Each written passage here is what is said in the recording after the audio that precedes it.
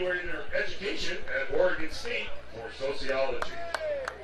The student, she would like to thank her family and friends.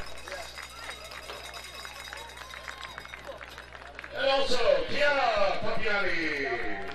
She is escorted by her parents, Joe and Taylor, and her brother, Luca. She's been part of the varsity program for 4 years, and she has been a dancer for 11 years and has done cheer for 4. Her CDSL is working with the kindergarten class at St. John's Catholic School. She plans on continuing education to pursue a degree in marketing and communications. She would like to thank her family and friends for always supporting her, and her coach, and the rest of the cheer team for making this the best season yet.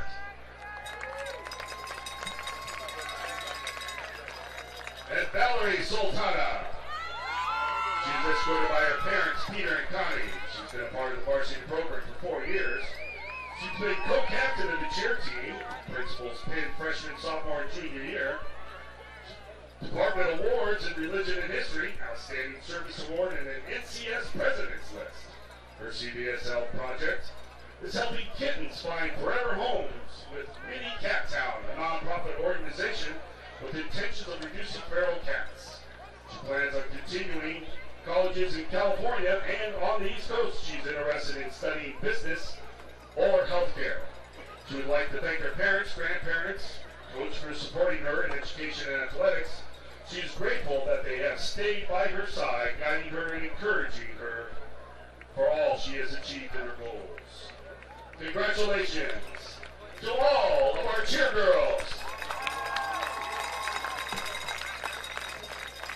And let's meet your seniors for the football team. First up, Santiago Adan. Santiago is escorted by Korea, Tony, and Vincent. Been part of the varsity program for 3 years. He's been first team All-League in football and made it to the California State Championship in discus his junior year, and varsity leader in 3 sports. The CBSL project, coaching youth flag football. He plans on attending a 4-year university and studying political science. He would like to thank his parents, teachers, and Coach Sanchez and Coach Pennington for showing him that real tight ends have had their hands in the dirt. Santiago Adan. Guy Colesberg. Guy is escorted by Hans and Natalie Marks. He has been part of the varsity program for 2 years. He's a 2-time offensive lineman of the game. His CDSL project is Best Buddies, a program that teaches kids with disabilities to play football and working with teammates. He is working with his teammates, Sam and Kaden Strand. He's hoping to play football at the next level, and he would like to thank Matt Hilton, Ty Carlsberg. Willie, 3 wide, 4 wide. Best seats in the house. Next up, my man. Next up, Will Panero. He's escorted by his parents, Jackie and Robert, and part of the varsity program for 2 years. He's been a 2-year principal's pin for 4.0 GPA and is a scholar athlete. His CBSL project is Operation Santa, a charity that works to bring children gifts on Christmas. He plans on attending a 4-year college, athletic training, and physical therapy. He would like to thank his family, friends, and coaches, and fellow players, and the athletic trainers for all their support. Will Panero. Matt Hilden. Matt is escorted by his mom, Joe, dad, Richard, and sister, Rachel. He's been a part of the varsity program for 3 years. His CBSL project is teaching PE class to 2nd and 3rd graders. He is hoping to continue his athletic career in college playing football. And he would like to thank his family and friends for the support, and Coach Sanchez for showing how to solve a problem and overcome adversity. Matt Hilden. And Zach Coleman. Zach is escorted by his father, Dave, mother, Jim, sister, Kim, and brother, Xander. He's been a 3-year starter for varsity and has received various academic achievements awards throughout high school. The CBSL project is fundraising money, raising awareness for CDLS. CDLS is a genetic condition that kids are born with that affects their growth and development. The fundraiser not only brings awareness to the disorder, but to help families in need. He plans on attending a 4-year college to major in business and continue playing football. He would like to thank his entire offensive line. Zach Holman.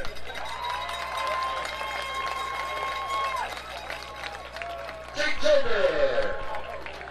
Jake is escorted with his mom, Laura, his dad, Jason, and sister, Haley. He's been a part of the varsity program this year. He is the John Henry Newman Award for Christian Gentleman of the Year recipient. He is an NBL champion in shot put for track and field. At second place, first honors list. His CBSL project is Special Olympics. He will attend a 4-year college university where he plans to continue to throw and major in STEM. He would like to thank God, his family, friends, teachers, coaches, and father-in-laws for guiding him towards a path of success. Jake Joker. Jasper Kemp. Jasper is escorted by his mother and father. Been a part of the varsity program for 3 years. He's a 4-year student athlete award. The CBSL project is teaching a physical education class in 6th grade at St. John the Baptist Catholic School. He plans to go to college for finance or viticulture. He would like to thank his mother, his father, brother for supporting him and everything and continuing to support him through college. Jasper Kemp.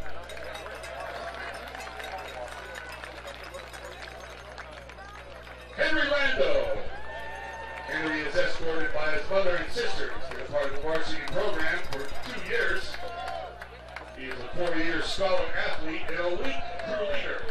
His CBSL project is supporting farm to pantry through a wine event. Henry is planning on studying winemaking and business. He would like to thank his parents, sister, grandparents, and coaches.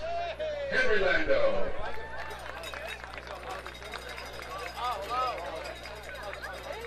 Truett Lee. Truett is escorted by his mom, Diana, dad, Adam, brother Christian, and sister Amber. He's been a part of the varsity program for 2 years. Truett, also for the CBSL project, teaches PE with the 8th graders at St. Rose School. Truett has officially accepted he has officially been accepted to Ole Miss and is excited to attend. Truett would like to thank his brother Christian, his sister Amber, his mom and dad, and friends, teammates, and coaches. Truett Lee.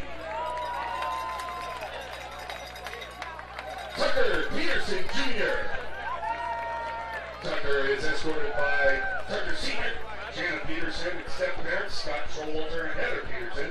He's been a part of the varsity program for 2 years. His CBSL project is teaching PE at St. Rose with his teammate, Truett Lee. He plans on continuing his college education at the University of Wyoming, studying criminal justice, and eventually serve in the military. He would like to thank his teammates, family, and coaches for encouraging during this time at Cardinal Newman. Tucker Peterson.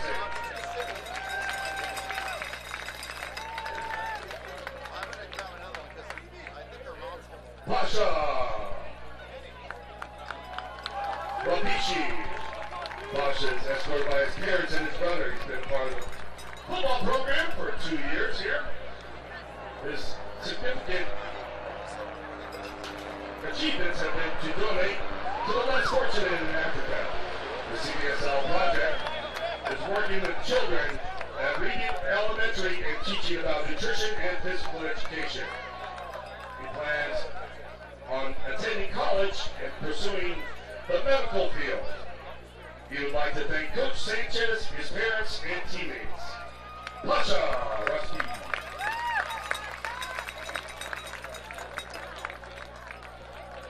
Kyle Stocher. Kyle was escorted by his mom, Cindy, dad, Bob, and sister, Mackenzie. He's been a part of the varsity program for 2 years. been a 4-year scholar athlete. His CBSL project is Challenger Baseball. He plans on studying marine biology, and he would like to thank his mom, dad, sister, and brother for always being there to support him. Kyle Stoser.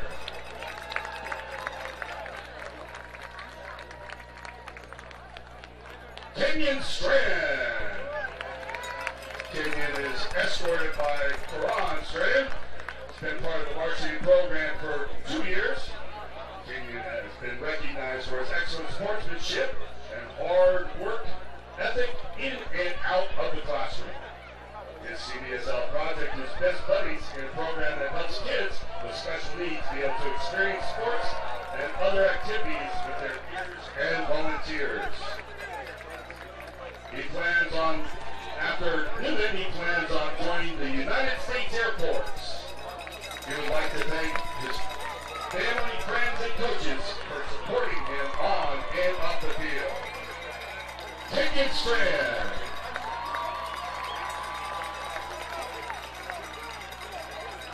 Dominic Torres. Dominic is escorted by his mom, Alexis' dad, and stepmom, Carlos and Hannah Torres, and siblings. He's been part of the varsity program for 2 years. He's received a certificate of honors in Spanish and athletic awards for excellence. His CBSL project is Redwood Empire Food Bank. He plans to go to college after graduation, where he will see where life will take him. He would like to thank his mom, Dominic Torres.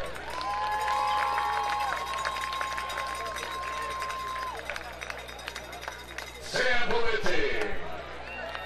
Sam is escorted by his mom, Clementine, Jason, and Sophia Valente. Been part of the varsity program for 3 years, 2 at Montgomery, 1 here at Cardinal Newman. He is the 2021 NBL Redwood Defensive Player of the Year. He has not decided what his college plans are, but he would like to thank his mom and dad along with his grandparents. Sam Valente. Ladies and gentlemen, a big hand for all of our seniors. We congratulate them on a job well done.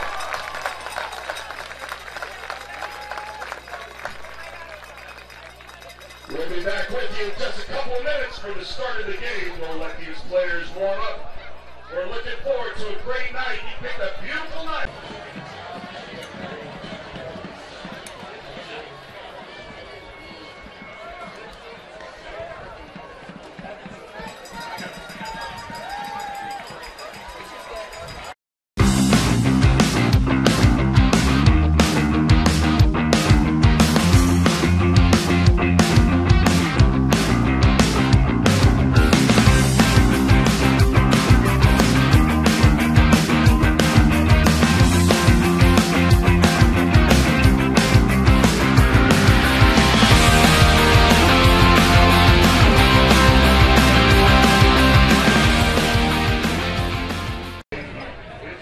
We are at Ed Lloyd Field, where tonight we bring you the matchup we've been waiting for all year long. It's the Windsor Jaguars, the defending league champions, taking on the Cardinal Newman Cardinals, who come in with a 9-0 record on the season.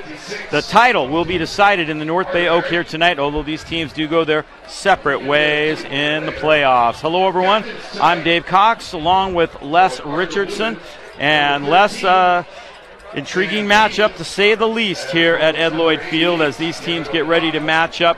Kind of different styles. We've got Newman that's run the ball all year, kind of a smash mouth, big offensive line, and Windsor that likes to throw the ball. They've got tremendous skill position guys, and it'll be interesting to see who can get the upper hand here tonight. Oh, I mean, I don't have much to add to that, except for I think you're exactly right. The two different offenses, I think we're going to look like we at this time of year. We saw this week one. We thought this is going to be the big game when we saw the schedule. I think Mo is the momentum in this game, and who's going to make that first big play? There's going to be a lot of big plays, I think, but who's going to make the first one? Cardinal Newman, it's been Zach Homan all year running the football, and he can do it a number of different ways, and he's got that huge offensive line. He is going to be a force to be reckoned with. Windsor's first objective is to stop the run tonight. Absolutely. With the way he's after contact, he accelerates and his change of direction is great balance. Any team that sees him this year is going to have to be number one threat is him. And they also have been able to get the ball to him in the air a little bit this year, so that's something Windsor has to be aware of. However they use him, he's got to be able to be tackled early on, or else when he gets in the open field, he is very difficult to bring down. That's one of those momentum changers. Is he's such a good athlete in space. It's a matchup issue. For Windsor, their quarterback has been amazing this year, and that's Justice Anderson. He's a senior. We know they're going to try to come out here and sling it around and do their thing with the pass for sure. And he has the weapons that can catch it and turn it into multiple after yards catch. All right, the traditional pregame prayer now by Graham Rutherford. For the seniors of both teams, they began high school on Zoom. They had their season shortened and delayed in the spring. For overcoming this, their dedication and resilience inspires us. Let us have a moment of silence and reflection. Lord, thank you for all who make this game possible.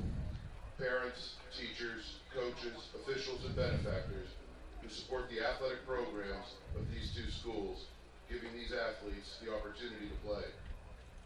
Bless the players. Keep them safe and free of injury. May they play with spirit and to the best of their abilities. Guide them to play with sportsmanship and fair play. May these young men always be grateful for the gifts with which they have been blessed.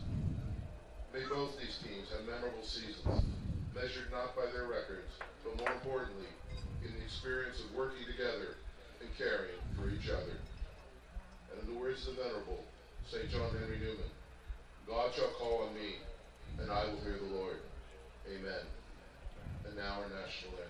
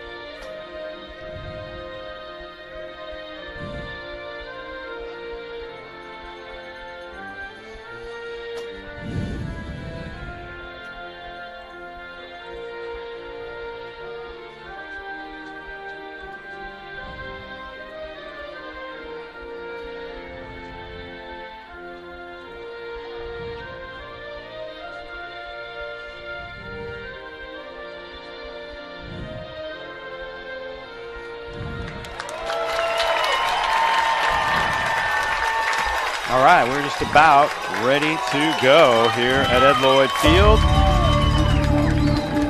Looking forward to this one here tonight.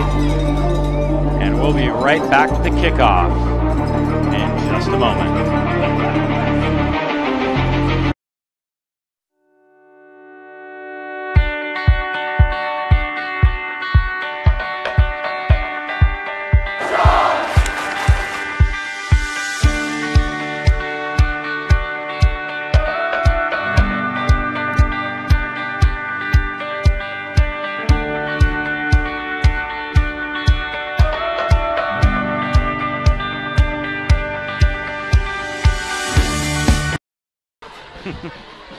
All right, let's take a look at the standings here in the North Bay League Oak. Newman at 4-0 in league, 9-0 overall. Windsor 4-0 in league, 7-1-1. Remember, they started off 1-1 at the beginning of the season. Rancho Cotati came in third, 2-2. Montgomery needs a win tonight to even qualify for NCS. So that's a big game for them tonight going on across town. The preseason games, if you go back and look at Windsor's preseason games, so they played two components. Well, I think the first component is still undefeated at this point. Escalon, yes. Two powerhouse. So 2 out of their 3 preseason games were quality opponents. So that's a little misleading, I think. Windsor will receive the opening kickoff. wearing their white with very hard to see gold and light black trim numbers. We will do our best, but it is not going to be easy. Patrick Gardner gets set to put the ball in play. Huge crowd here on the old Redwood Highway, and everyone is fired up. Was not easy to park. If you didn't get here early, you may still be looking for a place to park in Larkfield about right now. Referees getting ready to signal the ball in play.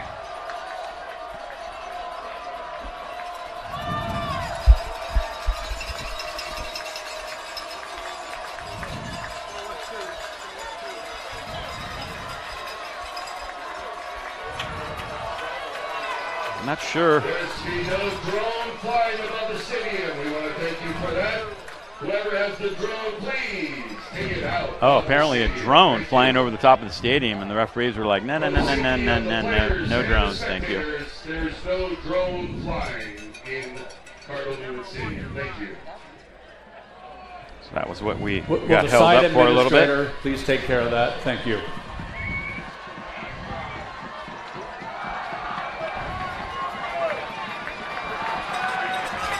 All right, the anticipation continues.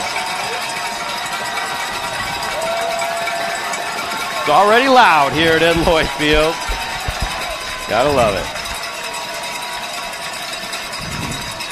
And the game of the year is underway as Gardner kicks it over at about the 25-yard line.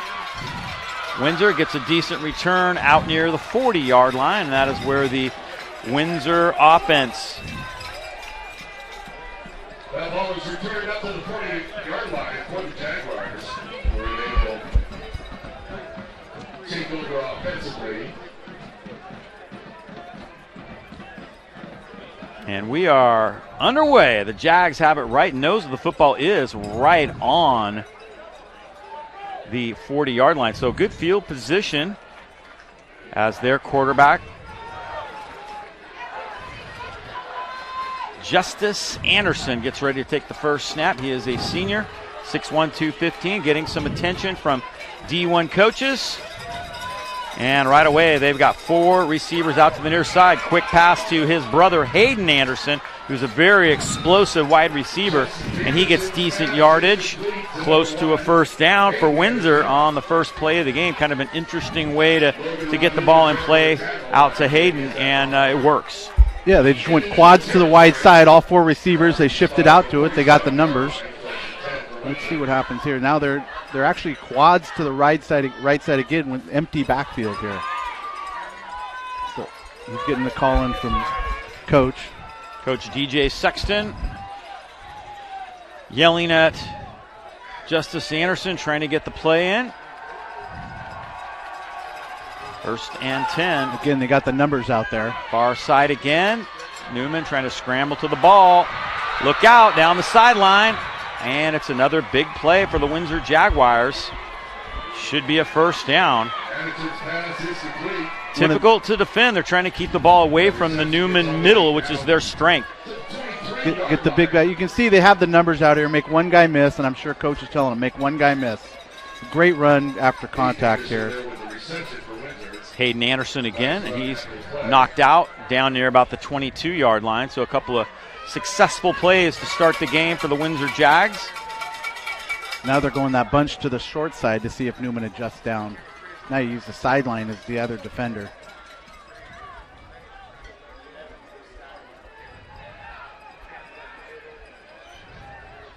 First and 10.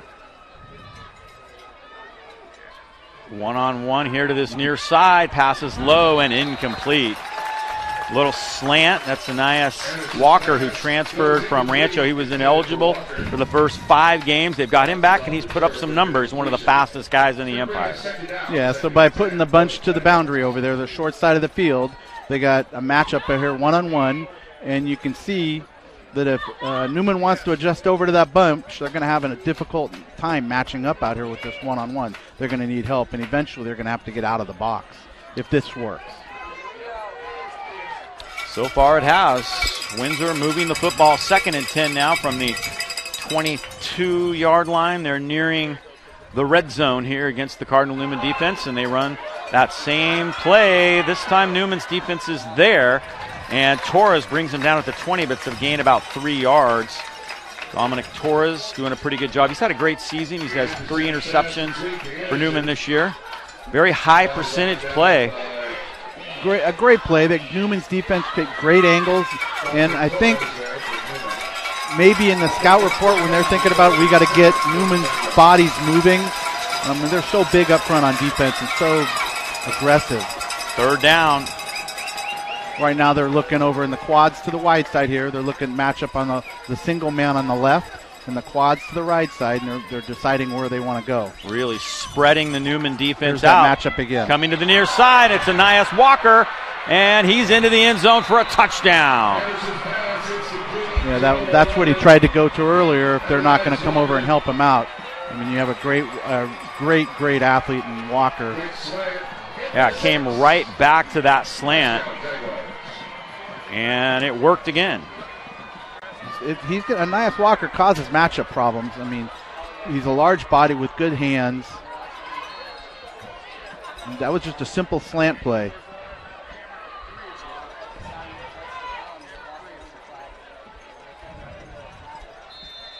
And the kick is up, and the kick is good. Not by much, but he did slide it in there. So Windsor draws first blood.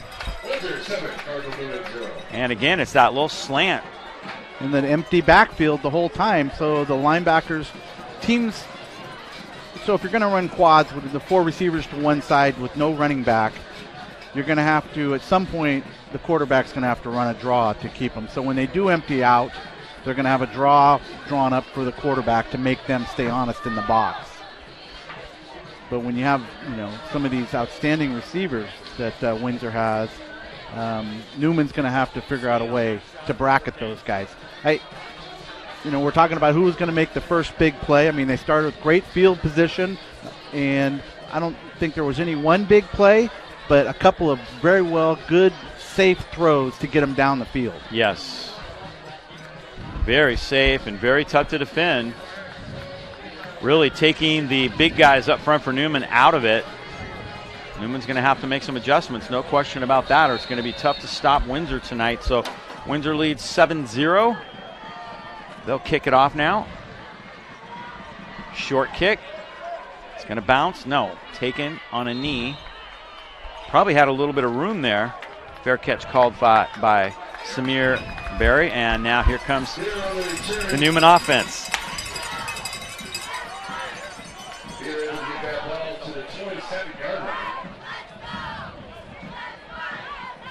Where Cardinal Newman will take over 1st and 10.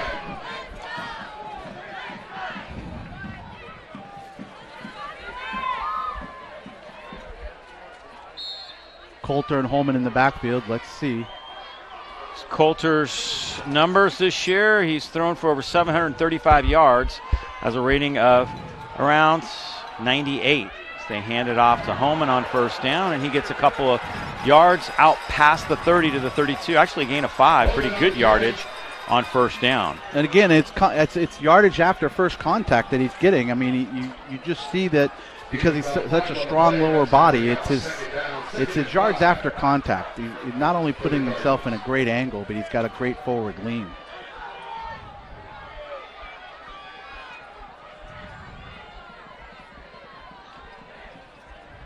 Second down, for Cardinal Newman. Here comes Holman again. No surprise. And Holman straight up the middle. Busts it out to the 46-yard line.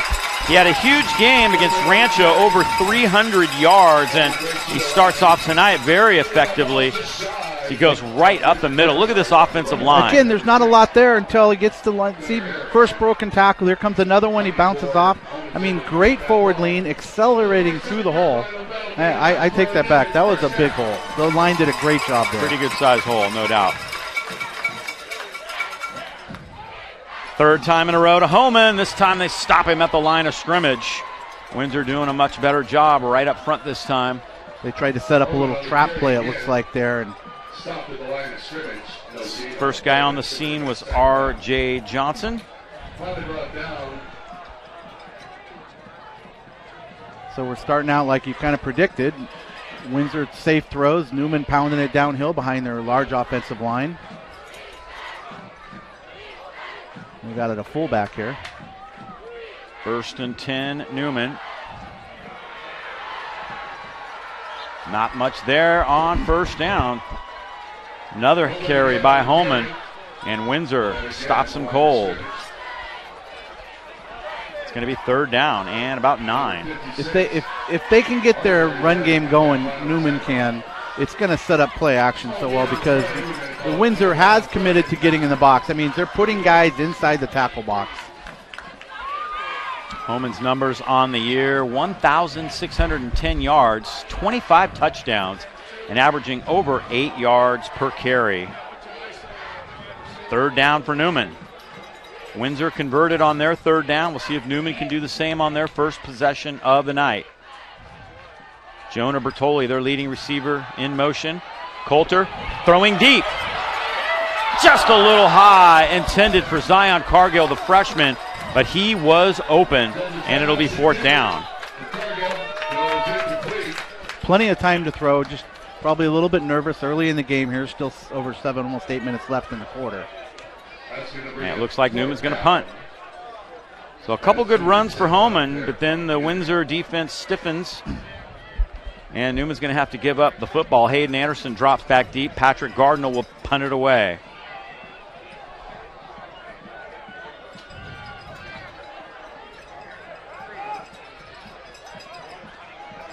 Try to get it in the corner here and see if they can. They have great field position here, so this should be a field position kick.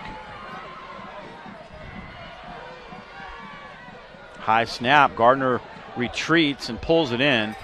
Low kick. Takes a nice Newman roll down inside the 20 and trickles all the way to the 14-yard line. That's where Windsor will now take over. Ball will be placed on the 14-yard line as there is no return. Where the Jaguars will take over. See if they start out with this empty backfield and what kind of adjustments that they're going to make with it. Again, Newman has such great speed in their defense, and they have to take great pursuit angles. They might be able to just live in what they're going to say, they're going to call their base and say, we're going to take great angles. But I think with Anelius Walker out here, he's going to cause matchup problems. Yeah, so far he has. That touchdown was pretty darn easy, and now Windsor has 3 to the far side, 2 to the near side. They'll run it for the first time tonight. Anderson had a little trouble with the snap, and he runs right into that Newman defensive line. The big guys up front doing their job, led right up front by Logan Rodriguez, one of the leading tacklers this year from his linebacker spot. 2 flags in the air, and again, that's what I was talking about earlier. Going to empty backfield at some point, the quarterbacks. Unsportsmanlike conduct, number 9, defense. 15 yards, results in the 1st down. John Little, our referee. And our first penalty of the night is a big one against Newman. Coach can bring him out and talk to him. They just had a great, I'm sure no coach wants to see that. Kids are excited. Either say or do something. And half the time it's the second guy that gets the flag. 15-yarder too against Newman. Yeah, after a great stop. They're going to, I'm sure he's going, but coach, it's one of those teaching points you want to say. Flag was thrown on Jesse Myers, the defensive end leading sack man for Newman this year. So Windsor gets a little breathing room after being pinned deep. Still staying at an empty. Newman showing blitz, and they're still an empty. Oh, they hold First him down. Up. There you go. Matchup. And nice open field tackle and a penalty from way back. Eamon Kelly came in and made the tackle that time. Back judge and side judge threw a flag, so. Let's see what this one's about. Face mask. Face mask against Newman. See if we can pick it up here. He's spinning around. I don't see anybody near the face mask. I think it was early on. Face mask. Defense. 15 yards from the end of the run, results in a 1st down. I didn't see it. and they had maybe from this angle. Oh, right early on there, you can see his hand came down. It looks inadvertent almost. And then all of a sudden, field position has changed to the advantage of Windsor.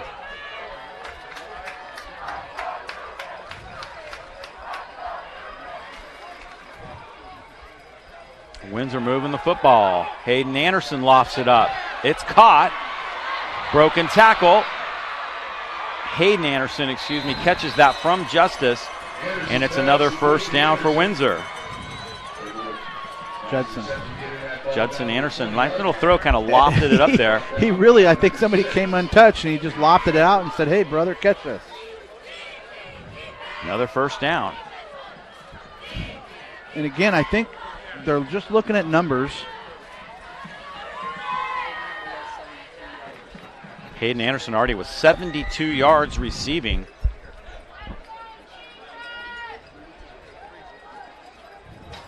And here comes Windsor now up to the line, 1st and 10. You're probably going to see Newman more often bringing somebody off the edge to get an adjustment and make him get rid of the ball. Would be my guess would be their adjustment right now. Yeah, here they come. Throwing this one deep and a little too long.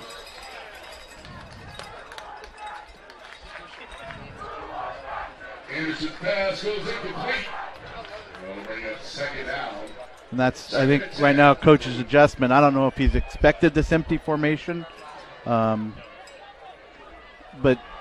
their adjustment right now is to make him get rid of the ball. 2 guys came untouched off the edge that time. Here comes Justice Anderson back out now. 2nd down and 10. Judson Anderson. Judson has looked very sharp so far. 5:52 to go, first quarter. Judson to throw. Pressure. Screen. Newman's defense is there. About the 18-yard line. Newman's defense did a great job of ripping through blocks. Max McFerrin took that one. It's their leading rusher this year. And it's going to be 3rd down. 3rd and 7. This is 4-down territory for them early in the game. They've got a good field goal kicker as well, so see what they do here. Could be 4-down territory, you're right. Build up the lead. Judson Anderson with nobody in the backfield. A little bit of pressure, lofts it up. It's caught near the end zone. Not quite a touchdown. Anderson's pass complete. Taking that ball all the way down. Pass was caught by.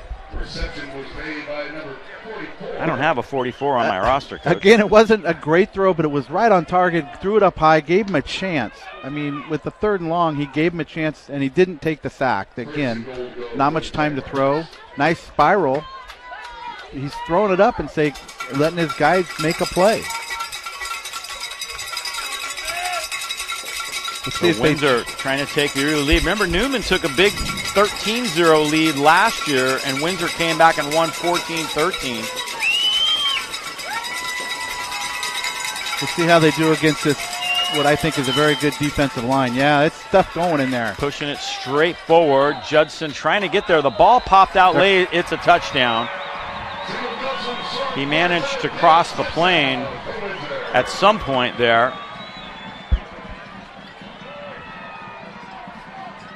See if we can pick it up. The toughest yard in sports right here. Yeah. I think that second tush push, as they're calling it now. Didn't have it yet, and then the ball popped out, and they fell. So I don't know if they're calling it. He had it before. I think the nose went across, and side judge here, Spencer Crum, called it touchdown.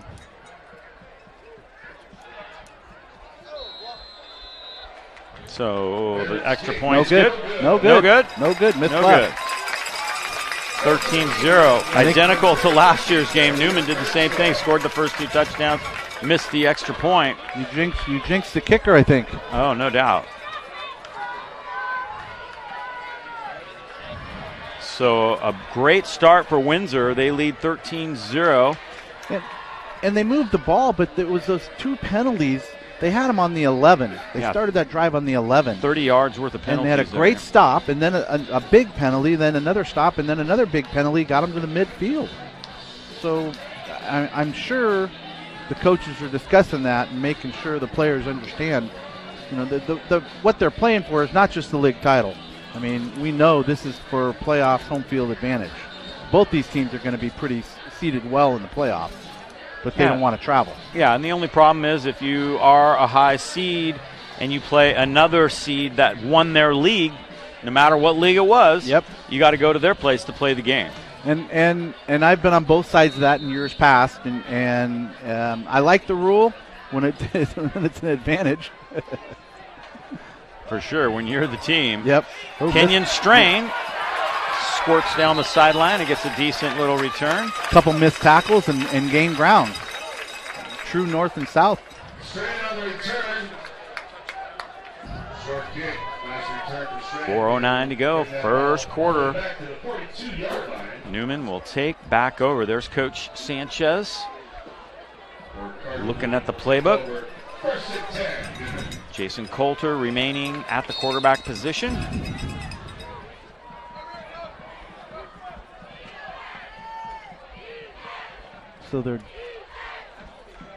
And here comes Homan. Little stutter step, not much there. Windsor doing a nice job. He gained a yard. That is it. It looked like they were double tight there, yeah. Which means one of the receivers was ineligible either. I don't know. I couldn't see the number on the offensive left side because if they have those three receivers, it looked like then the last guy's covered over there. Now they're more traditional.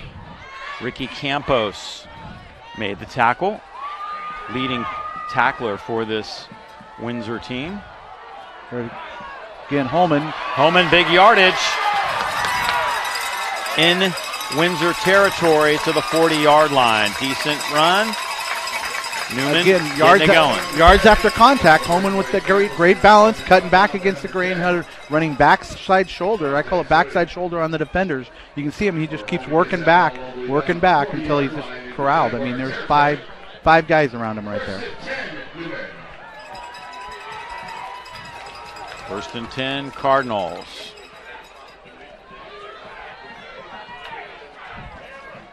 Both teams opening up like we expected, throwing and running. High formation now. Sam Valenti in the backfield.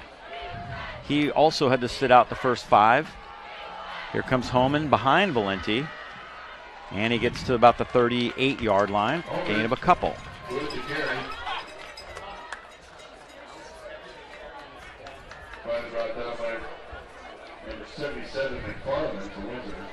Windsor defense trying to stop that run. Problem for Newman is they're behind now, so ball control, eat up clock isn't always the best thing when you're down by a couple touchdowns. Well, there's still 3 minutes left here in the first quarter. Huge possession. Just getting right now, they're doing something positive.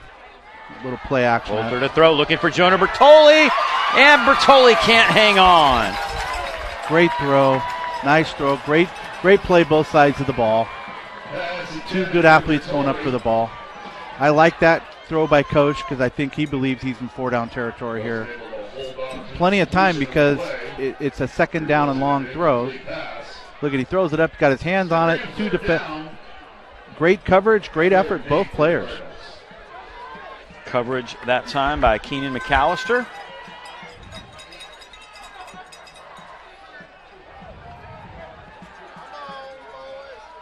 Third down and 8. So you got Holman out in the flat is safe. There he goes. He's got a man. First down. Kenyon Strain over the middle for good yardage. Plenty of time to throw. Now they're controlling a drive. So if you got that extra timeout coming up here, it's even whatever positive happens here. Here it is. You see a little curl route set under the safety here. It just pulls up. Nice throw, right on target, and enough time.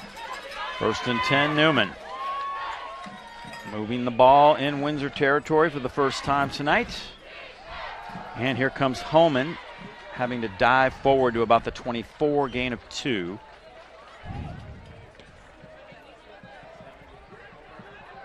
Holman with the carry. Brought down by number 77, McFarland. Gain of 2 on the play. Tackled that time by Marcelo McFarland, the 6'1", 270-pound sophomore. Good young player in the middle of that Windsor defense. You find those all over, 6'1", 270-pound sophomores. I think they're around somewhere. Obviously, Windsor's found one. 2nd down and 8. See if they go in motion here. Nope. Making some kind of adjustment here at the line is Coulter. Coulter looking for Bertoli again. A little bit high this time. It'll be 3rd down. Just missed the touch there. So looking at 3rd and 8 here. Again, when you got Holman in the backfield, I mean, a swing route, you expect him to get positive yards. So, again, I think coach is the whole time thinking we're in 4-down territory here. And he's looking at the clock using, hey, if I can keep this ball the rest of the half, we're taking a little bit of the momentum out of their scores. We're bringing something positive back. As I said earlier, momentum, with high school kids, momentum just plays such a huge role. They got trips to the wide side of the field. Holman in the backfield with Coulter, the lone back. Gun, pressure, Coulter in trouble. And he goes down. A sack for the Windsor Jags. And their crowd responds. Holman did a great job picking up a blitzer there. Stepped up into the pocket. You'll see they bring the extra pressure, and you'll see Holman. Great job stepping up inside here, picking up the pressure. Great job by a running back. Beat him on that outside left. Yeah. Brought an extra guy off the edge and turned the corner hard. I wouldn't be surprised to see a screen here. Up the clock unless we do it from 4th down. About 12 yards to go for Newman.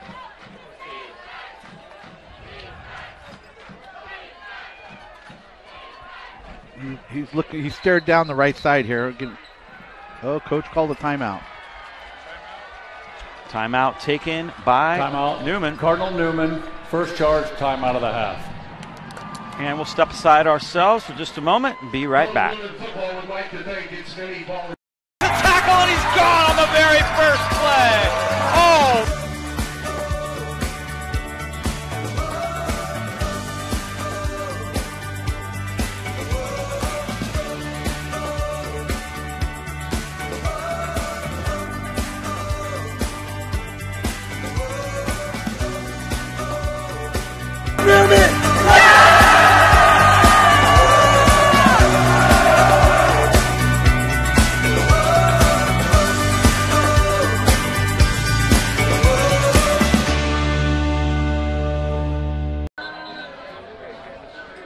So a timeout taken by Cardinal Newman as they get ready for a 4th down play. It would be about a 46-yard field goal attempt for Patrick Gardner, about at the edge of his range.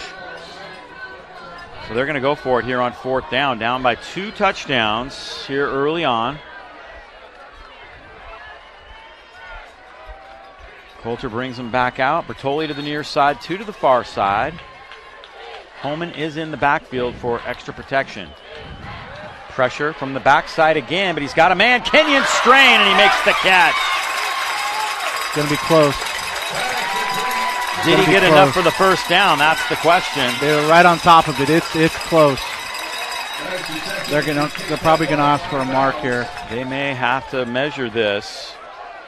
And the chains are all the way on the other side of the field. Here's the catch. Great catch. He turned late, and he had pressure coming off the edge. It was a great catch, nice throw. And he tapped. I mean, he looks like he tapped, but high school you only need one. He's right there. He's right there. Nice catch and throw, good timing. See if we can see where he goes out here. I think they got a good mark on it.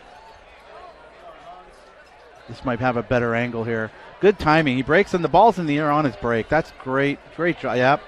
They got a good mark on it. It's going to be close.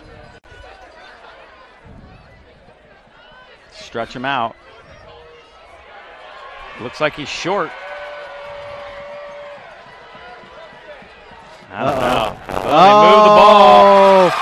Oh. And it's a first down. They rolled the ball over, and it touched the marker. Touch the marker. There you go. Wow. There you go. I like it.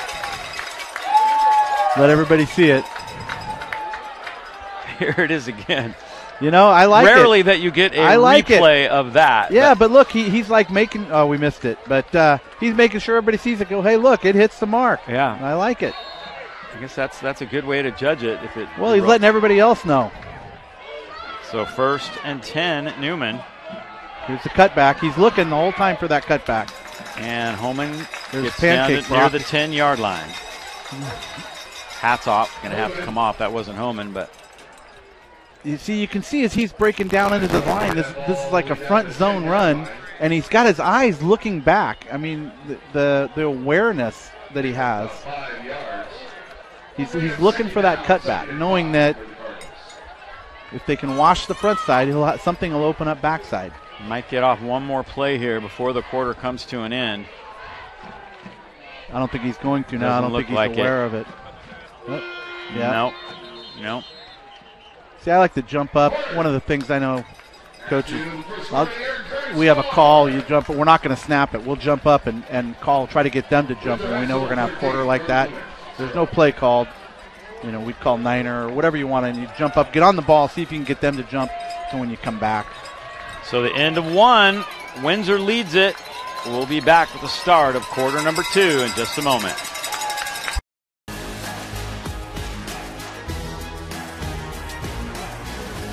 High school sports are one of the things that make living in California so great. But sometimes the behavior in the stands can overshadow our achievements on the field. I love it when my parents show up for me. But being booed for missing a play could be crushing. And remember that refs are people too. They're trying their best to call a fair and correct game. No one should feel insulted or ashamed because of their race, ethnicity, or gender. We should be able to hold our heads high after the match, win or lose.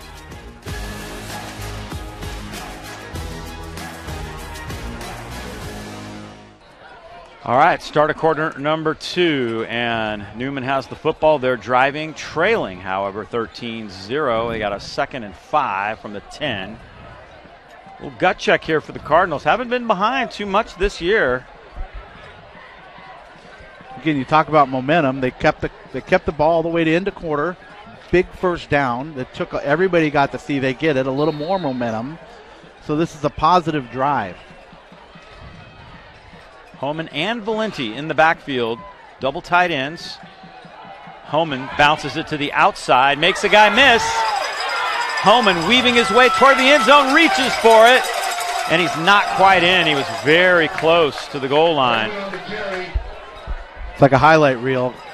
Yards after contact, yards after contact. Here he comes. Lower end, powerful, cut back. Here he goes again, accelerate, cut back. Yards after contact, still driving with his strong lower body. Got very Good close. Ball. Encroachment, defense, half the distance of the goal, still first down. Newman's going to move a little closer now as they get an encroachment call. And they are right there, nose of the football, inside the 1-yard line. About a half a yard out.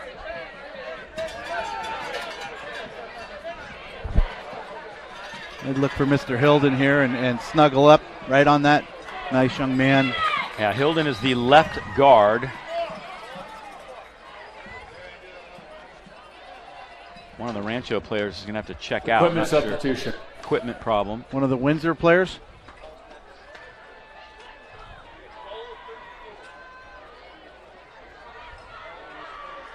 Could have some blood or something on him. Yeah, mouthpiece sure. problem. Something, yep. Here we go. Goal line. It's Homan. Oh. Over the top. Did he get there? No. Nope. Nice stop. He got caught in between steps. Homan on the carry. No real gain on the play. Second and goal. You know, and people, this is difficult in high school football at any level. This is the most difficult thing. There you go. It's that little half yard. Pushing push. Forward this time. No, they're not going to give him they're not going to give it to him again. Side judge wants to see the ball. No. The side judge there is pointing at it like, yeah, I've got it. Wow. He was looking right at it. The end zone camera is going to show a lot there if we get a replay on this. It's they must be just diving in down and not moving, getting leverage. 3rd and goal from about 3 inches out. They'll give it to Homan this time and leave no doubt. Homan is in. Touchdown, Cardinals. He had a forward lean way before any contact. Check out the blocking here. Nice goal line stand by both teams, doing a great job. You're going to see all down blocks here. Down block, find the seam, lean forward. There it is. Yeah. So Homan is in. Dave, Newman. you might have got through that hole. I don't know. Maybe a few years ago. So again, they've kept the ball. They kept Windsor's offense off the field. Responded. Going through the quarter, to me, was always a big deal. Carrying the ball into the quarter and through the quarter is like another timeout. Time for momentum. This extra point is huge. Remember, Windsor missed one, and Gardner gets this one down the middle. So Newman is on the board. That was a straight, solid kick by Gardner. Would have been good from another 20 yards. Here's that touchdown again. Again, they down block. And look at his forward lean. That's something that he has, his innate ability to have the forward lean, still accelerating after the contact. He's not a small young man either. One more angle. Valenti also lead blocking from the fullback spot. Adon with a nice seal block on the outside. Aiden Woods got a block. Great job up front there. Good goal line stand by both teams. That's just the toughest yard in sports. It's just the kind of game it's going to be, huh? I think so. I got to take one of Newman's timeouts away because they burned one there. They're down to 2. Better late than never.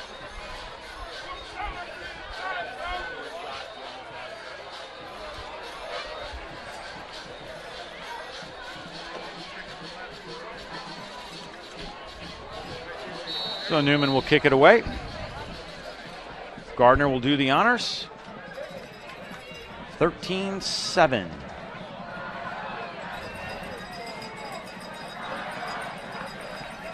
Gardner, the low line drive kick.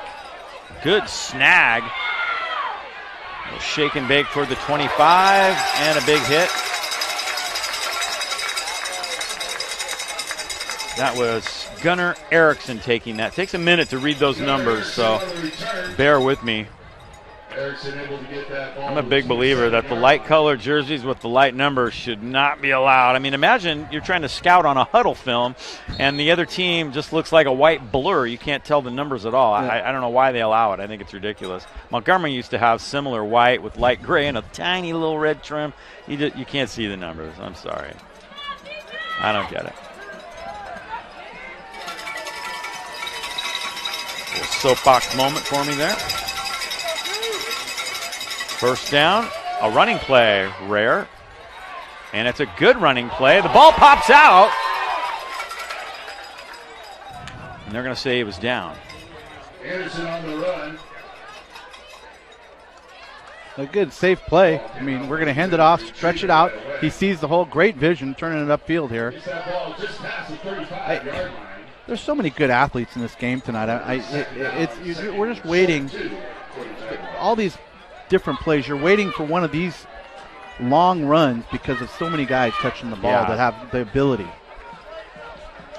I mean, really, there's a lot of guys that can break away. it. Yeah, Holman's one move away from breaking a long run. I mean, you look at Walker, Anderson. You look at these guys, and they have the speed and the dynamics to do it. 2nd and 2 for Windsor. There's that inside run. Keeper. And good yardage out to the 45-yard line. That's a gain of nearly 12 yards. That's your for Anderson. Yeah, that's what I was talking about earlier. When you're going with these open formations, you have the quarterback that can move the sticks like that. You're keeping the defense honest. Judson Anderson doing it with his feet and with his arms so far as he comes over to talk to DJ Sexton, the head coach. They're out to the 45-yard line. Windsor has had no problem moving the football so far tonight.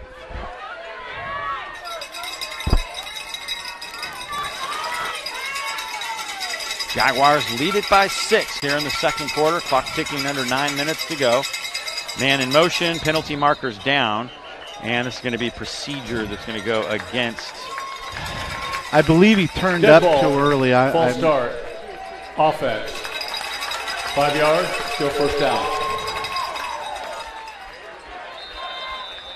5-yard penalty. And we will roll the clock once again. First and 15.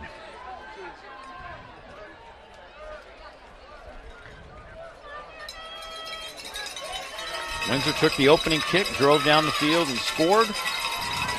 Newman got a couple first downs, but then was held. Anderson to throw a screen, and it's incomplete. Second and 15. I'm a little surprised to see Windsor huddling. I mean, when they weren't huddling early in the game, they were moving the ball effectively. Coaches maybe trying to use some clock here, get a little momentum back.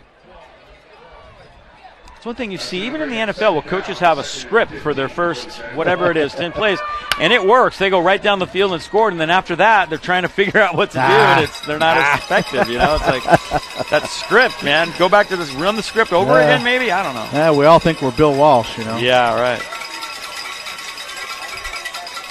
Second down and 15. Anderson throws it high, and it's tipped and incomplete. Ball's on the ground. Third down.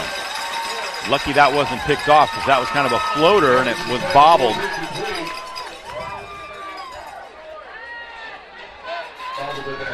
Third down.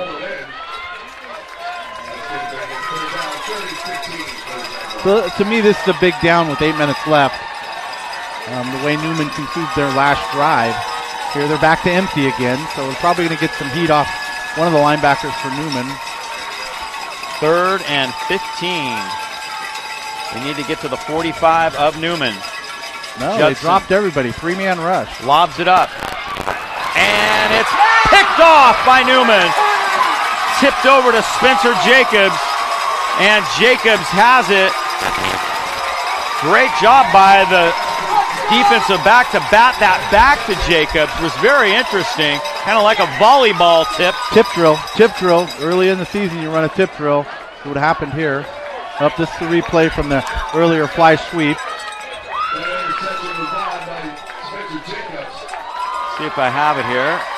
Pretty sure I hit. Yeah, here it is. There you go. You see him tip it up, and great catch.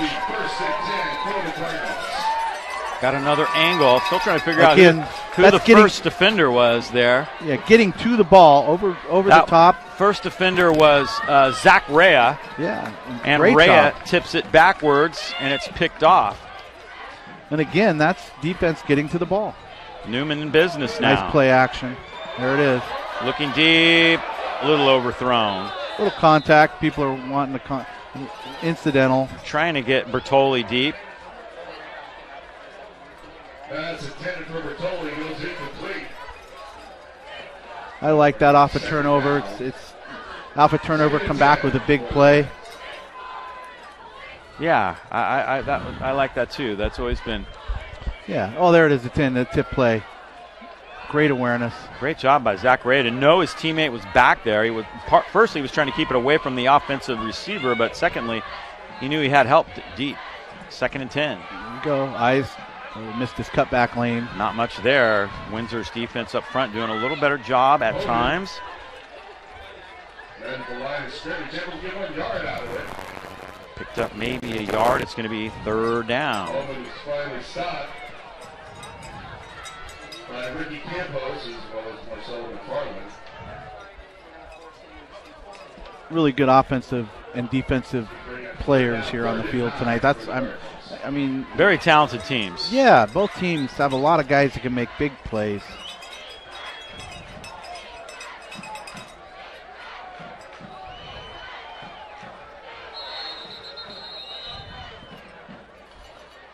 And we've got a timeout. Coach Sefton was running down the line trying to First get a charge, timeout. timeout of the half. Must have saw something. Timeout, Windsor.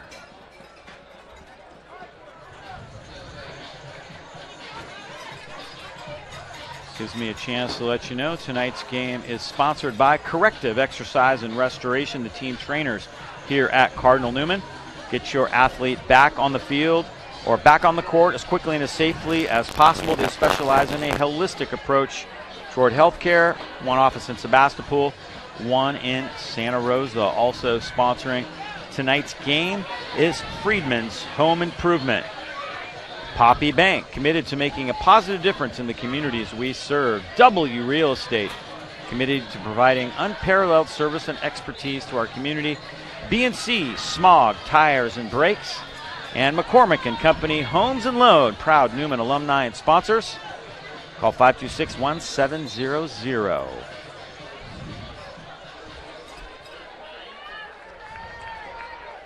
Just over 7 minutes here. It's again, I think momentum is flattened out for both sides. So going into halftime here, if Newman can control this drive and get into the end zone, even though the score will be close, they'll have momentum. This is a big down here. 3 receivers to the far side. Coulter steps up in trouble, and he is sacked. Windsor gets to him. Getting there first was Lorenzo Martinez. Or excuse me, check that. That's Grant McKinovich who makes the tackle. Nice play. Almost looked like they were setting up a screen. Either a miscommunication in protection. Turn back protection went both ways. Newman's going to have to give up the football.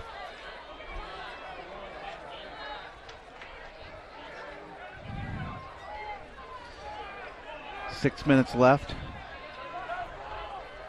6:26 in the second quarter. Yeah, this will be a big possession for Windsor, trying to get that momentum going into the locker room. Standing room only around the track here at Newman as Gardner kicks it. Low line drive kick. Takes a huge Newman roll down inside the 20 and rolls all the way to the 16-yard line. Be interesting to see if Windsor comes back out with their empty sets, how they started the game with no huddle, or if they're going to huddle up. Both teams have kind of settled into what they want to do here.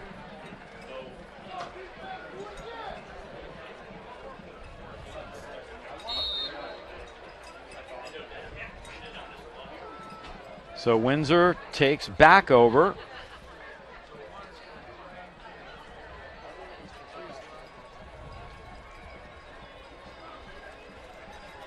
Jags with the lead and the leather.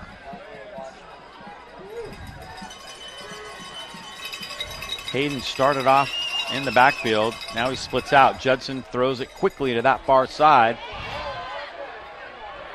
And a nice hit from behind. The freshman coming up and making that pop there is Khalil Vaito. He's a 6'3", 265-pound freshman nose guard, and he came flying over and made that tackle. Makes coaching easier when you can find young men like that. Second down. And about 6. They picked up 4 on that. Hayden again moving from side to side here. 3 receivers to the near side now. Judson looking over the defense. Far side. And here comes Vaito again, making the tackle from his nose guard position all the way to the sideline. Great hustle. Great hustle. Again, the ball's out on the break here, so it's great communication. I like when he releases this ball on the cut. And watch the big guy come, number 70. Look at that. That's going to bring up third down. Third and about 2.5, 3 yards here. Clock rolling here in this second quarter.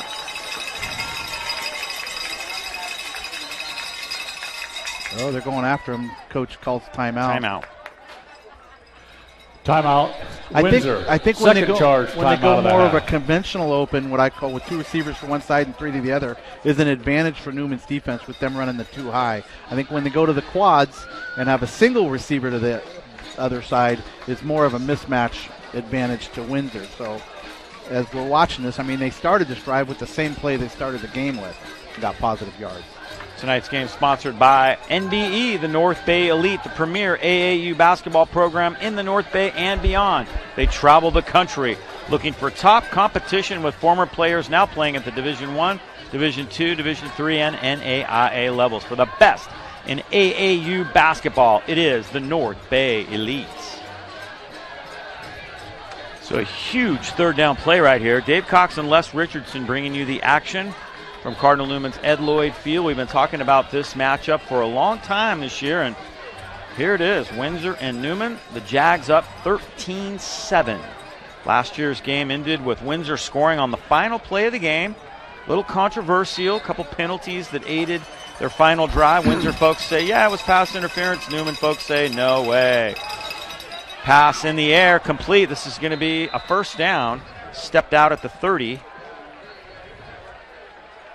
And Windsor moves the chains.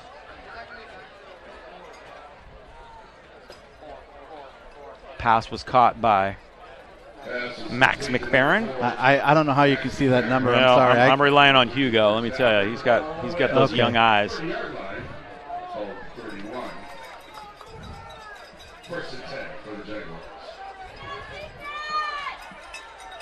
First and 10, Windsor. Newman showing blitz. Pass complete, far side. Walker breaks a couple tackles, and he gets out to the 47-yard line. Athletes making play. Great defensive pursuit, getting to the perimeter. Making that first guy miss. First and 10 for the Jaguars.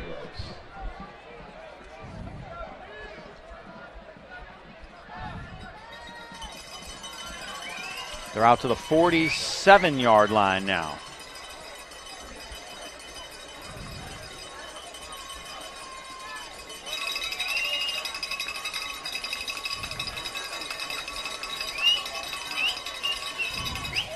Anderson keeps. And Judson Anderson gets to Newman territory at the 48. That's a gain of 5.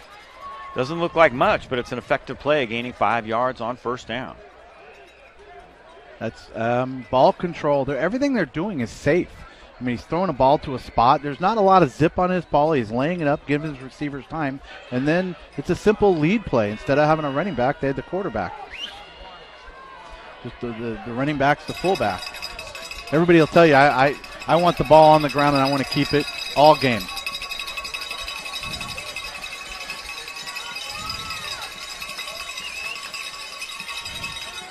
Anderson to throw again. This one's incomplete. Clock stops. It's going to be third down. 3:05 to go.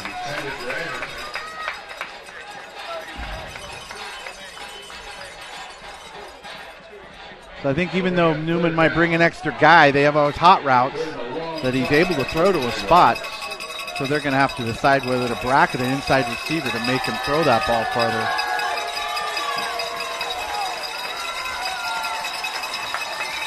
.305 to go. 3rd and 5. Looking at Anderson. Green. Quick pass to Hayden Anderson.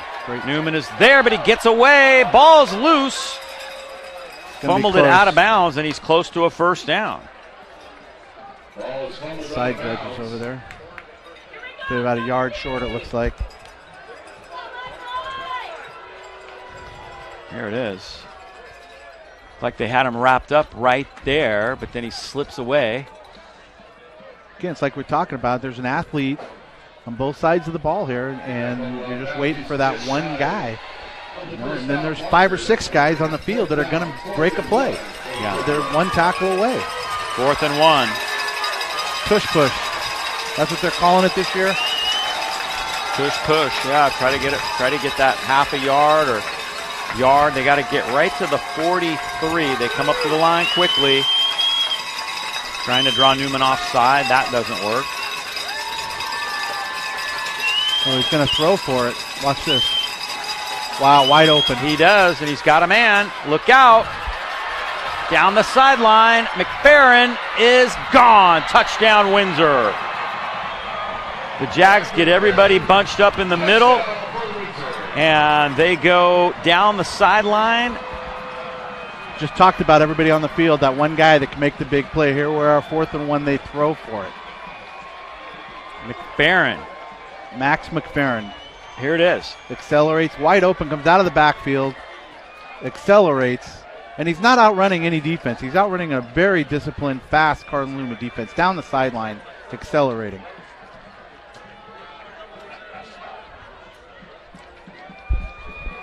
We talked about it earlier in the game. Who was going to be the guy to make that first big play? I think that's really the first big play we've seen. Play, yeah. Could be, a turnover on downs. Instead, it's a touchdown the other way. That's huge.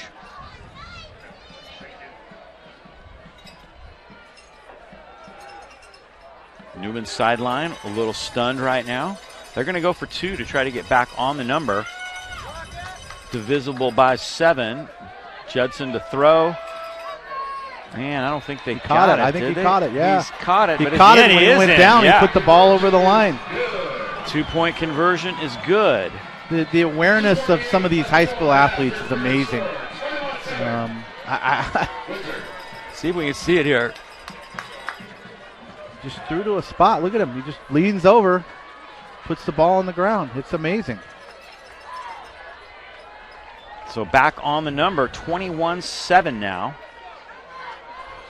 2 minutes and change here for Newman to work with here before the teams head into the locker room. Huge crowd here. I think you got to Uber in from downtown Santa Rosa to get here. There's no parking on Redwood Highway. Might find some in Windsor. Yeah, that's about as close as you're going to get. Look at this. Look at the people standing around the snack bar area. Got the taco truck. Food trucks are here. Great weather. It's week 10. I know. Unbelievable. It's amazing. It's a great this is a great atmosphere. There was the possibility of some rain, but luckily that's going to hold off until the weekend.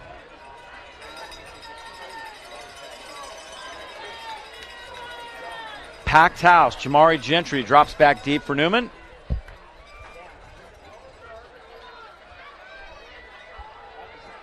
.248 is what we've got to work with here in this final stretch of this quarter. Windsor and Newman. Low kick. Trying to keep it away from Jamari Gentry. And Kenyon Strain takes it out to near the 30-yard line. Strain on the return. 2:44 to go. Say, buckle up, Holman. We got some work to do here. 18-yard line. So 28-yard line. Check that. Time to rest at halftime. 1st and 10 for the Cardinals.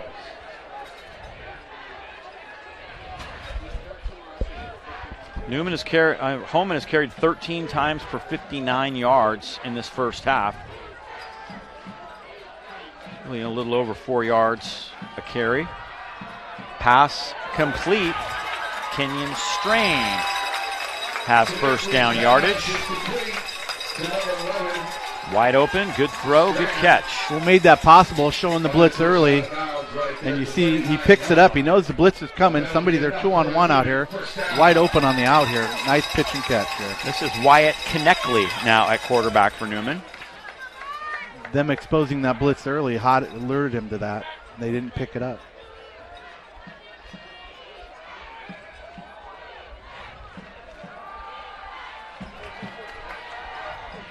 Another complete pass, far side, knocked out of bounds.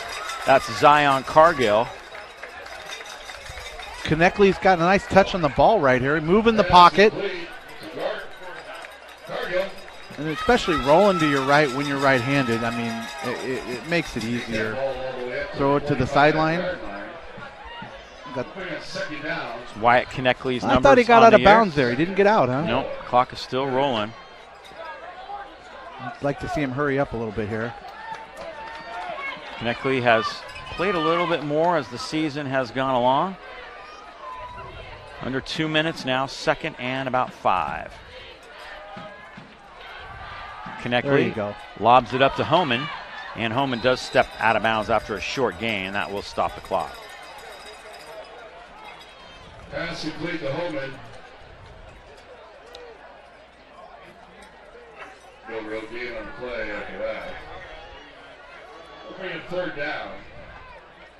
Third and 4. Coach signaled that in, and Kneckley did a second. He's still looking back, trying to clarify something. I think he missed the last part of that call. He's checking with Coach. He was signaling here. We'll see what's. Huge drive for Newman. Trailing by 2 scores. Kneckley steps up. Get out of bounds. He's got a first down. Took a big hit. That was helmet to helmet contact right there. No call. He's fired up now. He's like, Coach, give me the play. Let's go. Took a big hit here. And Newman's going to take a timeout. Here's the play again. He felt a little bit of the pressure. Oh, my goodness. Timeout. Cardinal Newman, second charge, timeout of the half. That sure looked an awful lot like helmet to helmet right there to me. Let's see it again. Kneckley does a nice job here, and he kind of knew what was coming. He knew he was going to get popped, so he... Please reset the clock to 1 minute, 18 seconds. 1:18. Yeah, nice move. Use the timeout, move the chains. Now they're in positive yardage here. Now they control to keep this ball through half. I mean, you want it to end in a. That's a great hit. That's. It's close to helmet, but you see him lift his forearm and his shoulder pad up high, so it wasn't a head-heading or a spearing type hit. First and 10, Newman.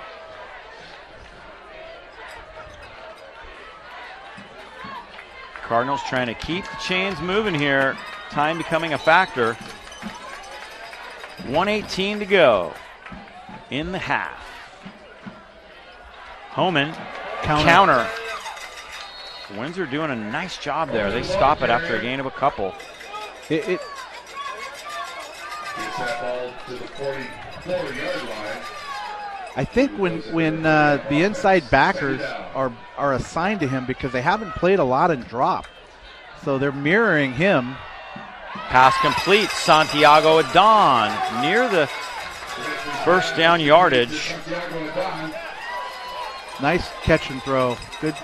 He's got a nice touch on the ball right now. It's a first down. 50 seconds to go. Clock's running.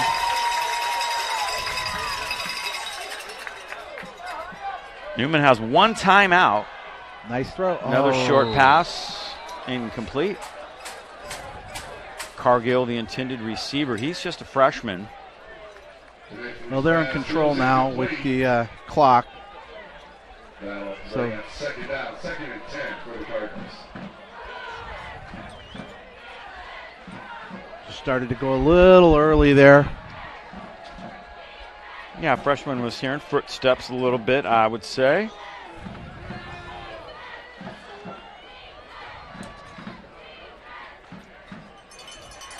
I'm liking Kneckley's release, his footwork, his touch on the ball. I mean, he's got velocity when he needs it. He's putting it on target.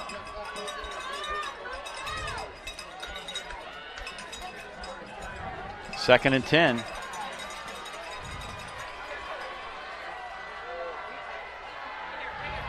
Kneckley steps up again. There you go. Dumps it off. Get out of bounds. There you go. And out of bounds to stop the clock. It's going to be third down and a couple. Little pocket awareness, and you know, again, when you're not the starter and you come in like this, it's great pocket awareness. Like third and 3. You got Coach and Coulter over here, both signaling.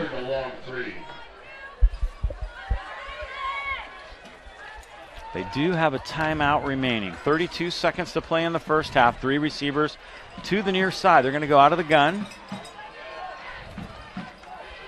Homan in the backfield. Konechly's going to throw. Nice touch. Got it. Jonah Bertoli makes the catch. Bertoli gets out of bounds finally.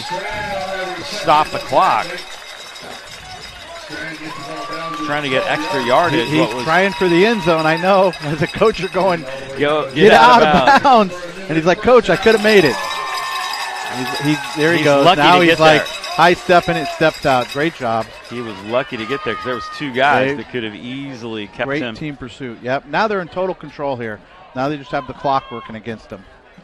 One more timeout. Let's see if the back judge starts counting here. Yep. They're in the red zone, certainly field goal range for sure. 23 seconds to go. Take your time here. Got plenty of time. No First counting. and 10. Konechly has to pick this up. And Wyatt runs all the way down inside the 5. Wow, Konechly. And a timeout taken, I believe, by Newman. Timeout. Cardinal Newman, third and final. Timeout of the half. And they're now out of timeout. So he had to use it there with 15 seconds on the clock. I mean, I think you have to. Now he's got to make I'm calling a swing route to Holman here. Something, yeah. Here's Konechly making that good balance to keep. You see him, he'll get tripped up, but he puts his hand down. See, he gets dangerous right there. I thought he was going to maybe hit the ball. There he goes. He puts his hand down there and gets an extra couple of yards. I like that. Looking forward. Another angle.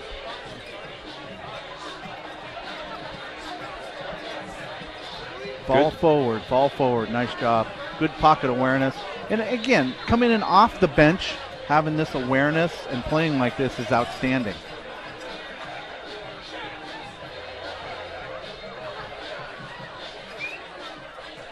They might throw one into he's such good touch, you might see him throw something into the corner for one play. He didn't get the first down. I thought it was first and goal, but they're not going to have time.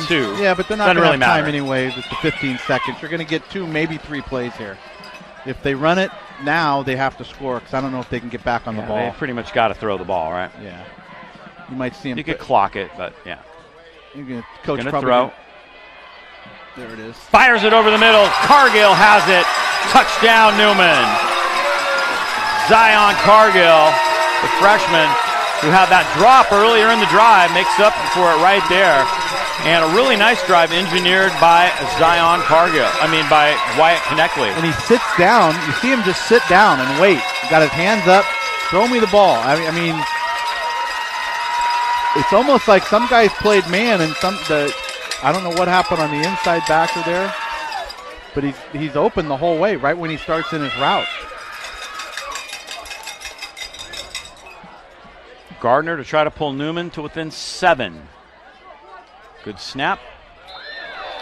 Kick is down the middle. That was an very efficient drive. And a much needed one for Newman. Look at his pocket presence. Head stays downfield, looking downfield the whole time. I'd like to see, do we have an end zone shot of that? I'd like to see who came off the edge to leave him open like that. They were one short over there. You want the end zone shot? Yeah. You got it right here. Some of those coaches that are watching at home are probably going, who left? Yeah. He just kind of stayed right in that little open area. The weak side backer went when that opened up, and I don't think he was supposed to. Looks like what happened. Didn't want him. He just, again, some type of miscommunication, but Konechly is impressive right here. 11 seconds. I mean, those short passes like that with touch.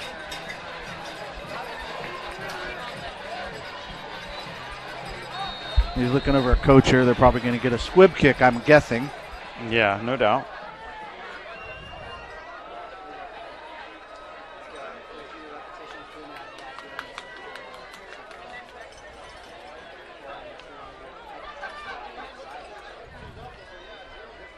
Squibb kind of line drive, and it goes all the way to the end zone. So Gardner does the job, no return, but again, no time off the clock either. So, well,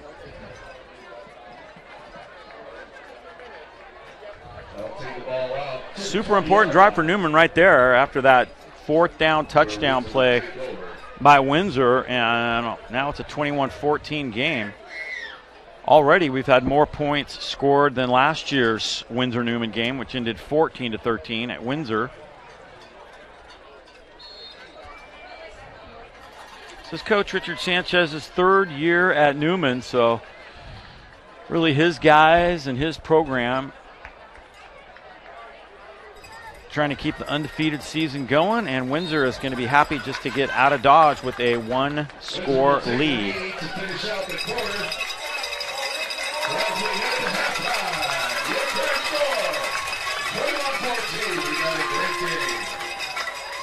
Well, how do you like it so far? I think it's pretty much what we expected. We knew somebody was going to make a big play. When was it going to happen, and who was going to do it? The penalties on one of those drives played a big role, or we could be looking at a tie game. Very true. I can't say enough about Konechny, how he comes in, his demeanor, his attitude, and his stance in the pocket. It's an outstanding drive. Yep, very impressive.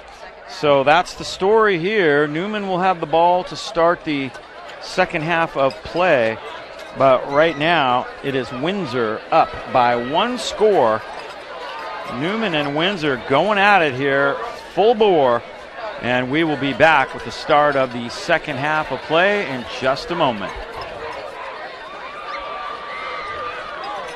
At this time, ladies and gentlemen, we need to ask that you direct your attention to the center of the field. And welcome the Windsor Cheer Squad. The tackle, and he's gone on the very first play. Oh!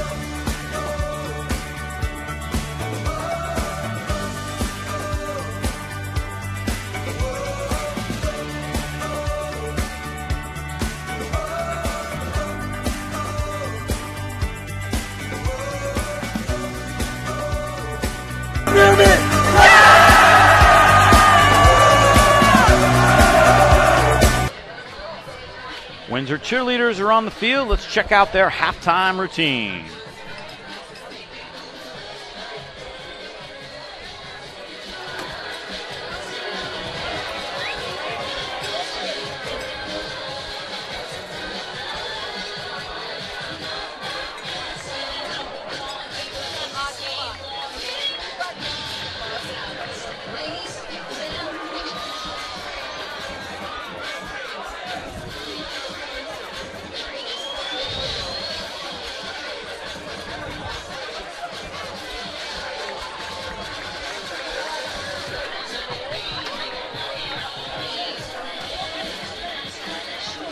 Yeah. Go ahead.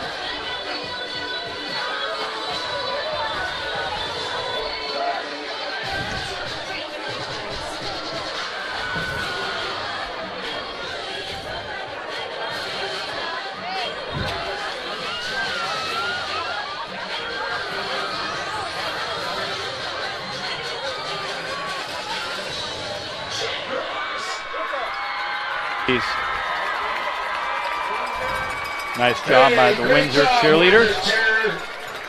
Fantastic performance. We appreciate your efforts. And we will take a break and be right back with more.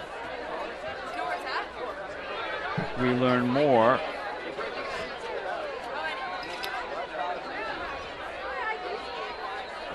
about Cardinal Newman High School.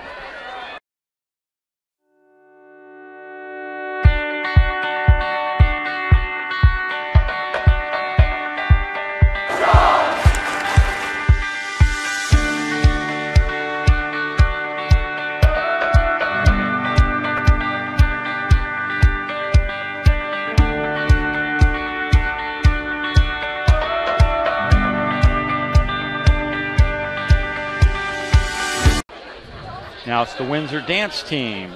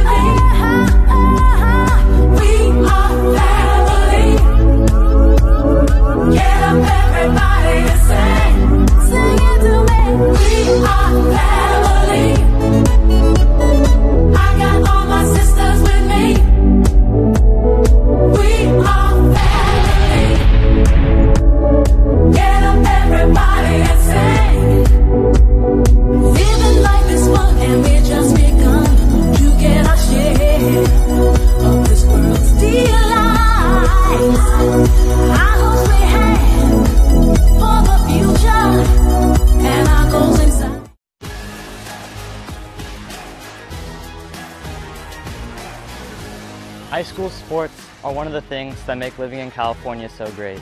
But sometimes the behavior in the stands can overshadow our achievements on the field. I love it when my parents show up for me. But being booed for missing a play could be crushing. And remember that refs are people too. They're trying their best to call a fair and correct game.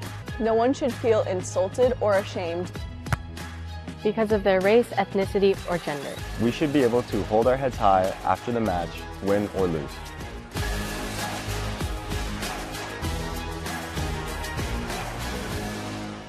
Breaks a tackle and he's gone on the very first play. Oh!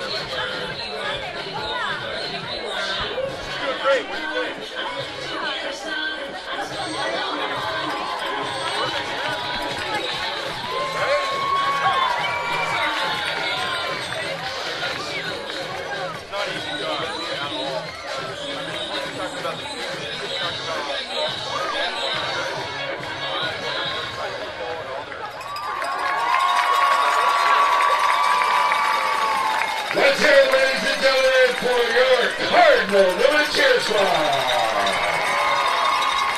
Great job, ladies. We appreciate all your efforts out there.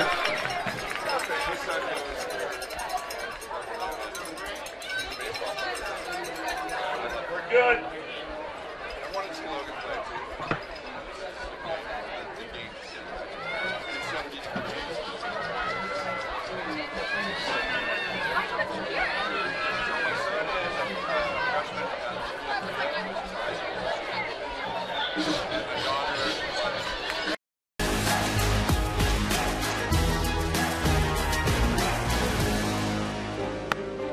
High school sports are one of the things that make living in California so great.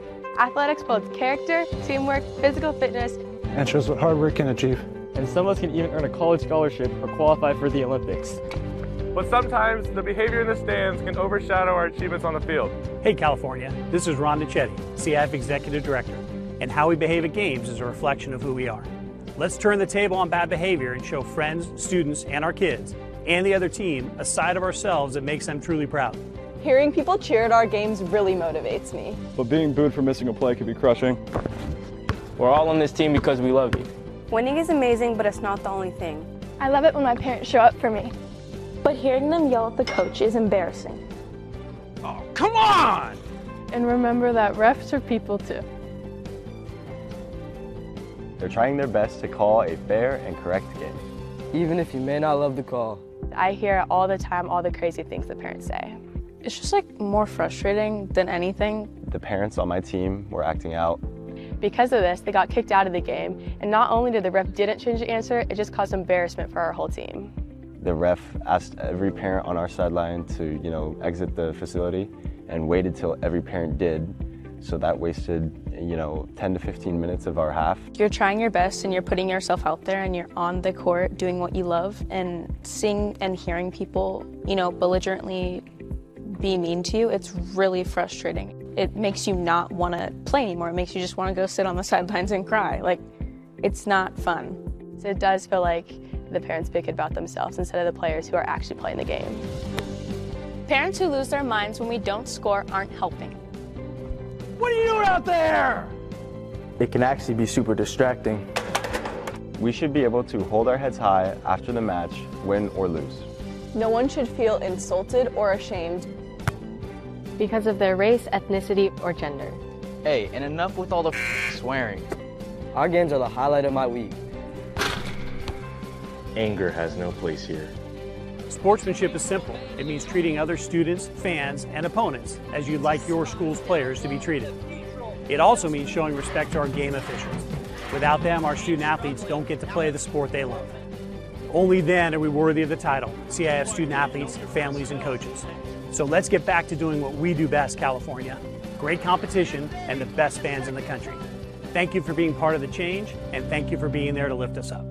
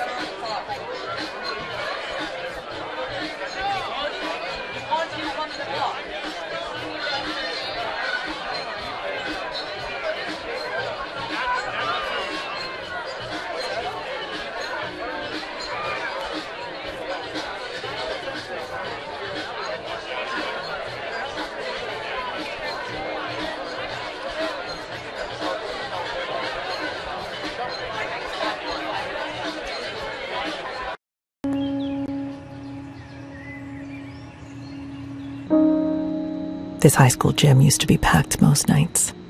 Not anymore. Do you know why? Because bad behavior by fans, especially adults, has caused a shortage of game officials across the country. You see, without officials, we can't have sports. Don't let this become reality. It's time for a change. Let's bench bad behavior for good.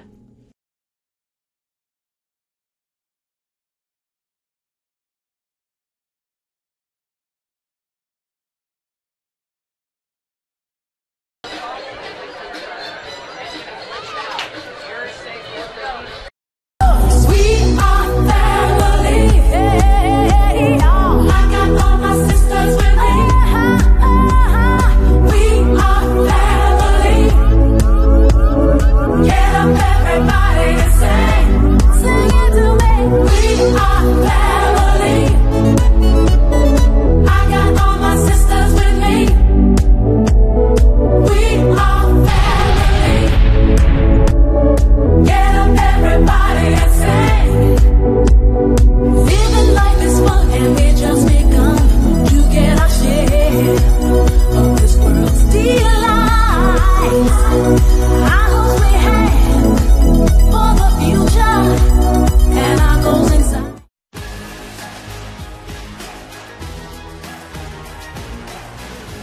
High school sports are one of the things that make living in California so great. But sometimes the behavior in the stands can overshadow our achievements on the field. I love it when my parents show up for me. But being booed for missing a play can be crushing. And remember that refs are people too. They're trying their best to call a fair and correct game. No one should feel insulted or ashamed because of their race, ethnicity, or gender. We should be able to hold our heads high after the match, win or lose.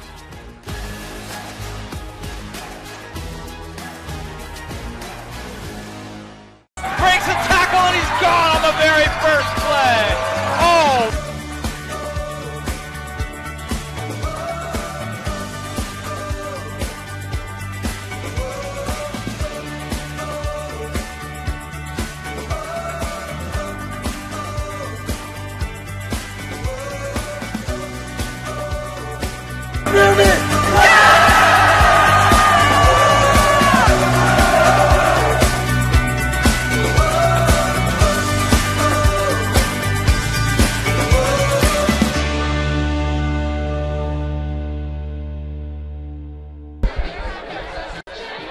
All right, we're back here at the half.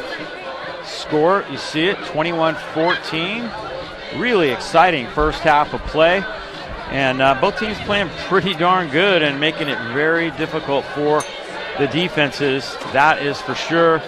And Dave Cox and Les Richardson here bringing you the action tonight.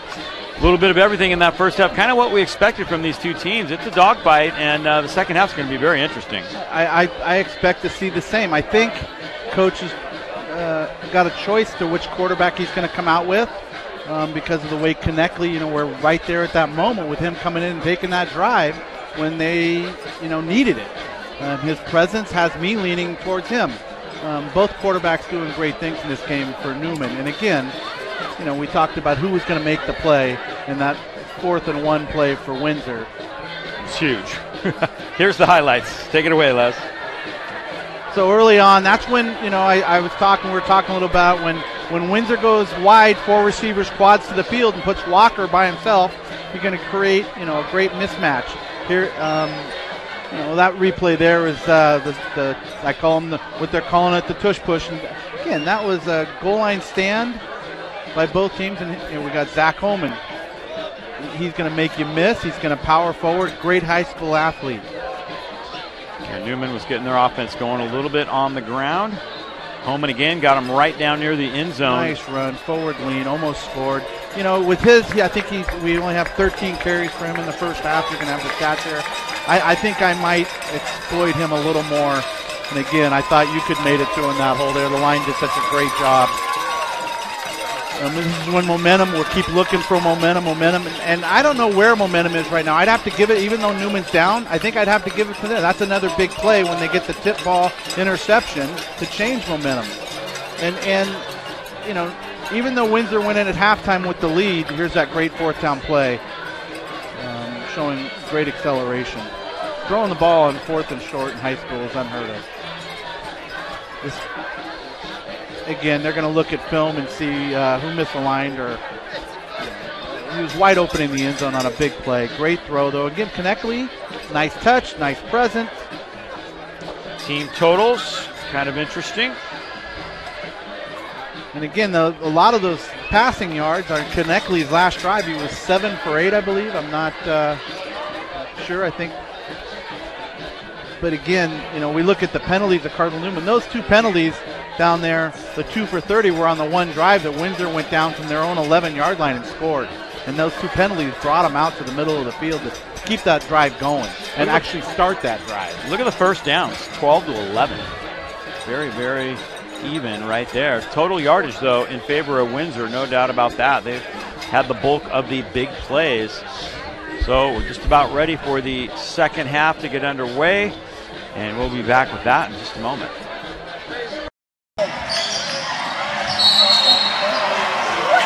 Come on, right? Come on! Oh, what a bad call! You have no business being out there. Terrible! I'm a person too.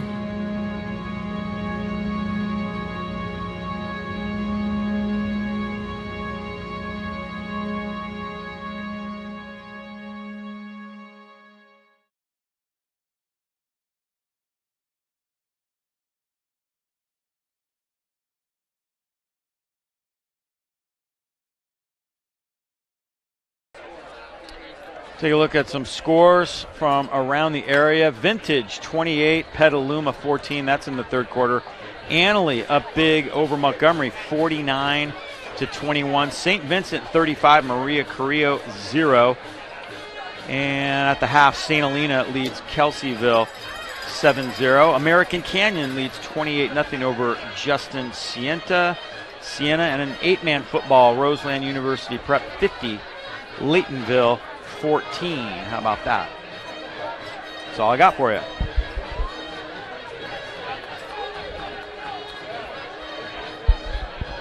So again, tonight's game sponsored by McCormick & Company Homes and Loans. Family tradition of experience, trust, and loyalty, and they are proud Newman alumni and sponsors. Appreciate their support for what we're doing. Poppy Bank. Since opening their first branch in January 2005, Poppy Bank has grown to nearly $6 billion in assets with branches throughout California and lending offices nationwide. Poppy Bank is rated 5 stars by Bear Financial Incorporated for strength and security and is recognized as one of the strongest financial institutions in the nation. For more information on their incredible products and services, visit www.poppybank. Also sponsoring tonight's game is W Real Estate, the largest locally owned and founded real estate brokerage in the North Bay with 10 offices and 285 agents. Corrective Exercise and Restoration, specializing in a holistic approach toward healthcare. Get your athlete back on the court or back on the field as quickly and as safely as possible with an office in Sebastopol and in Santa Rosa. Corrective Exercise and Restoration. That's all I got. No, you have a great game going on here. That's what you got. Thank you very much. Yes. Beautiful night. Place is packed. I walked outside here. There's no place to stand. There's no place to sit. Yeah, unbelievable, isn't it?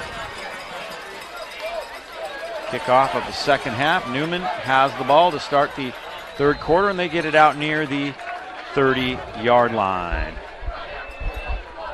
Second half underway. Huge possession right here for Newman. Can really change everything. Put us back to where we started, right? It looks like coaches decided to come back out with Connectly here at quarterback. Interesting. He looked good on that drive. They certainly moved the ball down the field pretty successfully, so I guess he figures he earned another shot.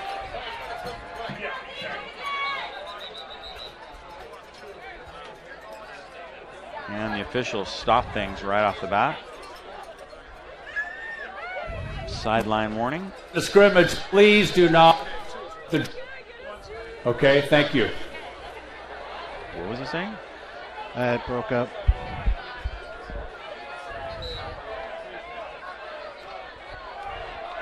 All right, 1st and 10, Newman. See if Zachary Holman get him involved early here.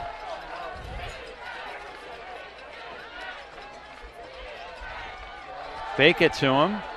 Connectly rolling, fires it to Kenyon Strain, and he can't hang on. And I tell you what, he was open.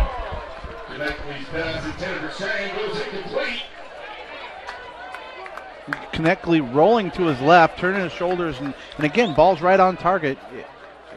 I'm impressed by this guy. He's not big in stature. He's great presence. Great presence. 14 rushes and 63 yards for Homan in the first half. Guy who's averaged close to 200 yards a game this year. Windsor's done a pretty good job, but see if Newman can get him going here. 2nd and 10.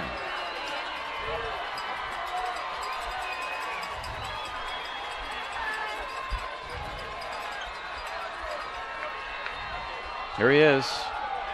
Not much there. He gets about a yard. That's it. Windsor defense stingy in the middle.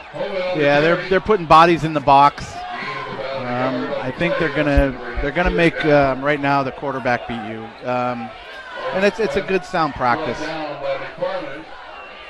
Connectly drove him down the field though. I think with 3rd and long here, you're probably going to see that that time there, they didn't even have a safety. He was locked up on the number 3 receiver, I think. For the Cardinals.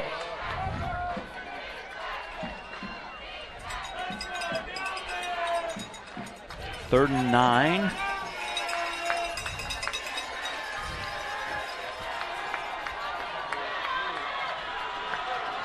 So they're going to send 5 at least here. Stacking the box for sure. No safety.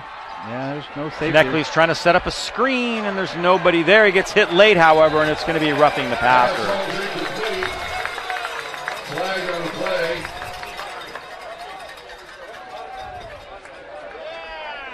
See if we can pick it up here.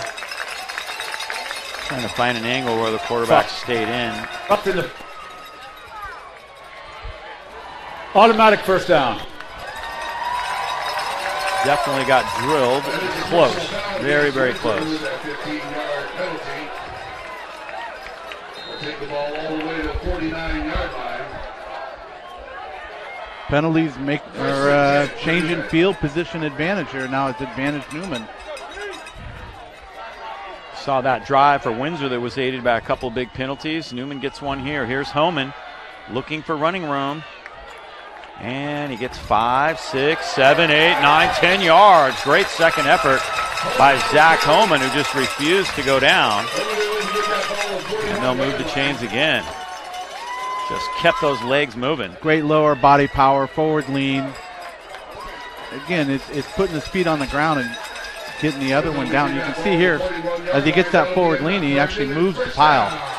All those big bodies in there. He's 195 pounds, so he has some power. First and 10, Newman. See if they use him as play action here. We'll go back to him. Play action. Dumps it off. Bear has it. Bear looking for extra yardage, and he goes down after a gain of about 3. Pass complete. Homan's coming off the field here. Yeah, Homan's limping. Got a little limp.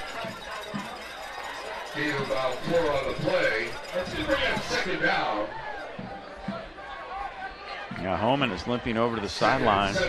Jamari Gentry is in the backfield now. One of the fastest guys on the team for sure. Homan's going to need a little bit of attention.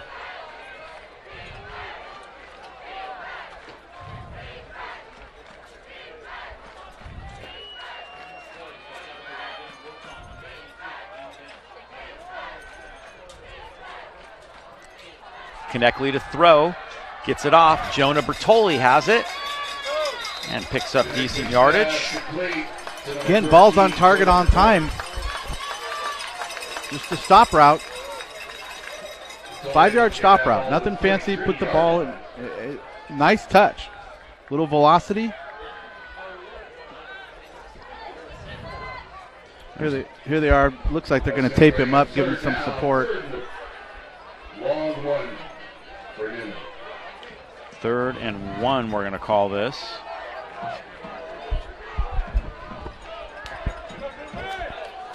Time-consuming drive here. They've had it almost 4 minutes. Just 3.5 minutes here to start the quarter. And probably 4-down territory.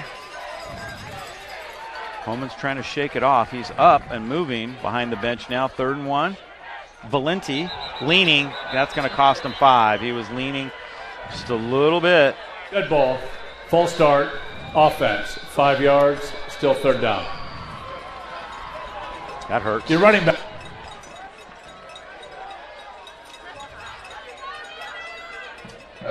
Sam Valenti was definitely leaning before that snap. Clock will roll. 3rd down, 3rd and 6 for Newman. 3rd and 6. 3rd and 1 to 3rd and 6. Big difference. Yeah, I think what adds a little dynamic to their offense here with Konechny's presence and ability to scramble creates another threat for the backers on Newman. 3 receivers to the far side. Again, single back. Cover 0. Yeah. Konechny gets rid of it deep and overthrows his man, Kenyon Strain, just a little bit. They're just coming after him. And it's going to be 4th down. What do you do here, Coach? You're asking me? I'm asking You're asking the wrong guy. I'm having the lead here. I'm probably coffin corner in this thing. I think it's just outside. I was watching Gardner warm up here at halftime. This it'd be right, 50 plus. Yeah, it's right on his limit. He was kicking him from the 30, which is 40, and that would make it 47. I mean, so we're just outside of his distance here, but he was making him here at halftime. So it's right there. 4th down and 5.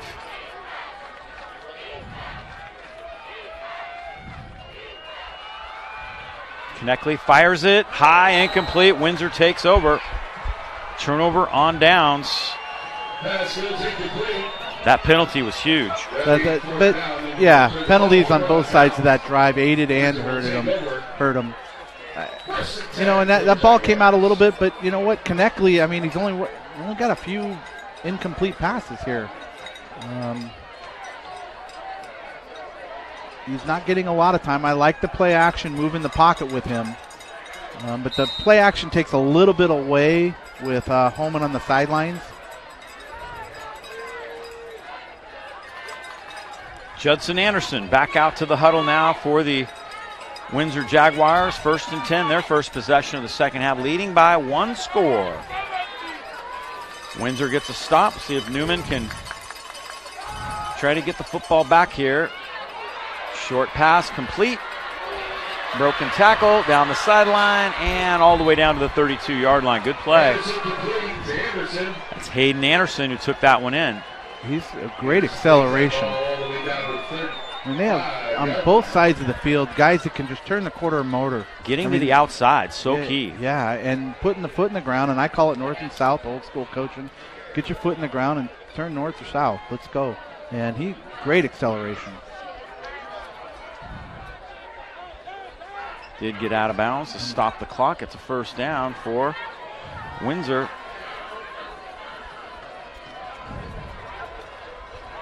More of a conventional double set here. And they got the quarterback lead. Penalty marker somebody down. Moved. I think that was in the side judge over here. Anderson, there's a flag on the play. Somebody moved. Came late after the play started. Walker's pointing towards Newman.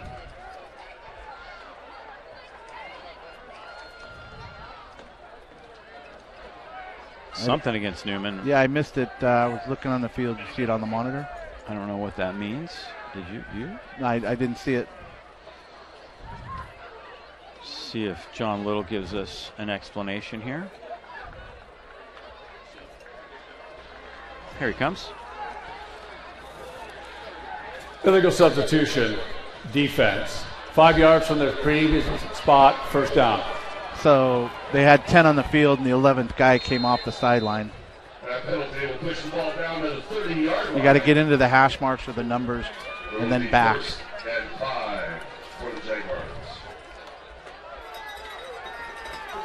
So 1st and 5. Windsor moving the football now at the 30-yard line.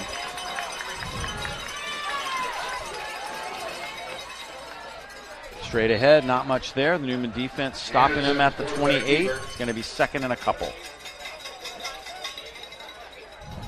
Brought down by 28. Dylan Webb for the tackle. Coming up making the tackle for Newman was Dylan Webb. 32-yard line, bringing up 2nd down.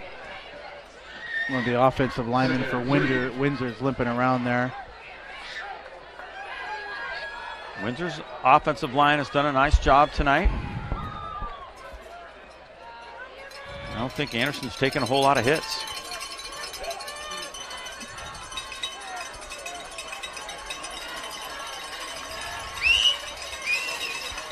Second and 2. Screen pass again. 1st down, Windsor down inside the 20-yard line. Pass is complete. Looks like it's Finally pushed out.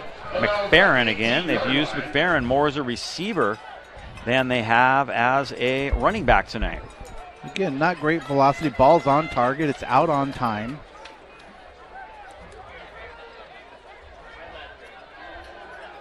It's we keep repeating ourselves, but there's so many guys doing just great things at the high school level. Windsor eating up clock and moving the football. Newman had a chance, had the opening drive of the second half, couldn't score. Windsor trying to get that 2-touchdown cushion back. Judson Anderson with pressure gets rid of it and incomplete. Threw it right before he was hit. Good pressure coming at him. Pass goes incomplete. Intended for Anderson as it falls to 2nd and 10. He was looking for his brother, Hayden Anderson, on that one. For the Jaguars.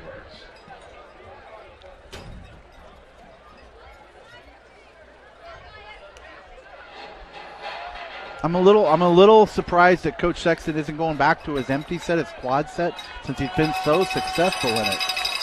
Yeah, that's how they started the game, and they moved the ball real easy. I think he's got a mindset of something that he saw that he wants to do.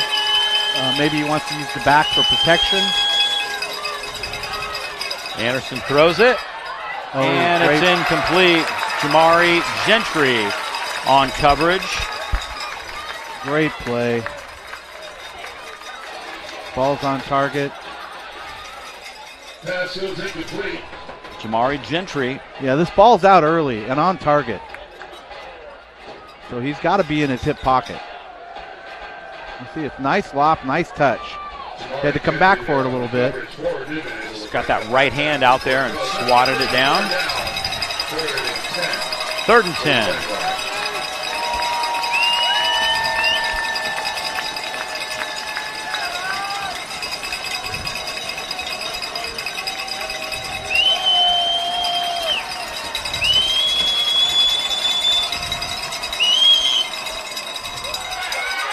Setting up a screen again, lobs it up, man out there. Going to get a flag down. Penalty marker down. Yeah. Base guarding.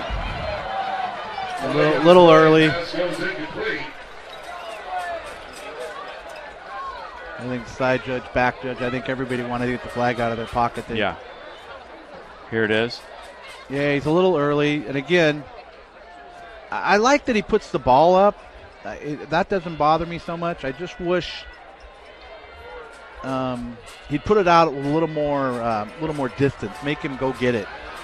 Pass interference. Defense. Half the distance to the goal. We will repeat 3rd down. That's our best angle of it. Dylan Webb is the defender. He's coming over. Yeah, he's just a little early. He saw his eyes go up. He's just a couple steps early. We got 3rd and a yard here. Motion. I like the motion. There you go. Quarterback gets the 1st down.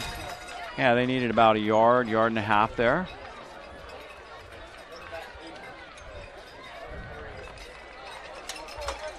Quarterback keeper. Anderson holds on to the ball. It's going to be 1st and goal. Up for a 1st down. Time-consuming drive. McKenzie with the tackle. Getting that ball just inside Obviously, the both 10. Newman's drive aided by a penalty. Started their drive and ended their drive. Now Windsor gets a chance and a penalty assists them in keeping this drive moving. This is tough going down here for both these squads. They're so good up front on defense, both of them.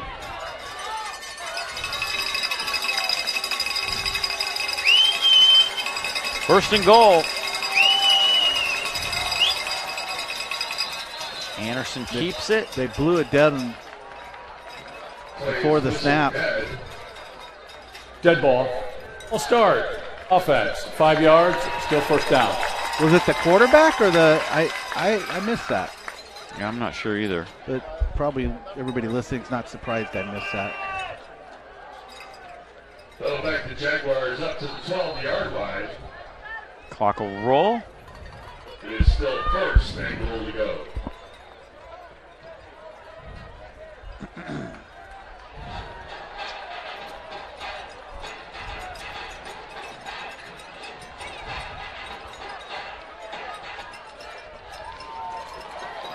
Well, Newman's been going after him every play. No reason to think they're not going to go again. Here they come. Pass is complete. No, he dropped it. Pretty good throw. Anderson's pass goes incomplete. That'll bring up second down for the Jaguars. Second and goal to go. That's what happened there. One brother's going to yell at the other brother later tonight. Come on, bro, catch the ball. Seen a couple of Newman receivers do the exact same thing tonight. Turn and run before you catch the ball. It's now second and goal. Newman defense hanging on for dear life. Green set up well. Oh, he breaks a tackle, and it's a touchdown for Windsor.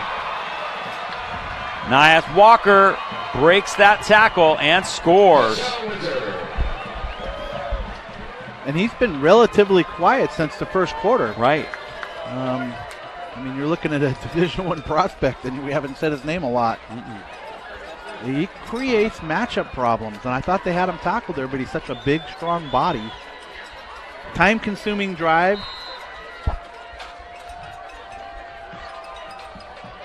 Windsor will go for one.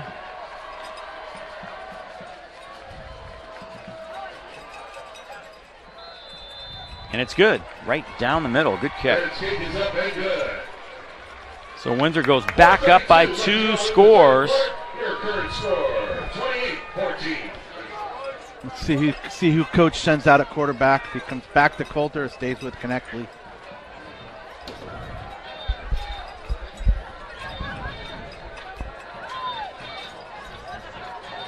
Let's take a look at first of all, the Division III rankings. Marin Catholic has that #1 spot. They have that big game with San Marin tomorrow. Casa, who Newman beat early in the year, is in the 3-hole, all the way down to Ukiah in the 8-hole. So Ukiah's done. They don't have a game tonight.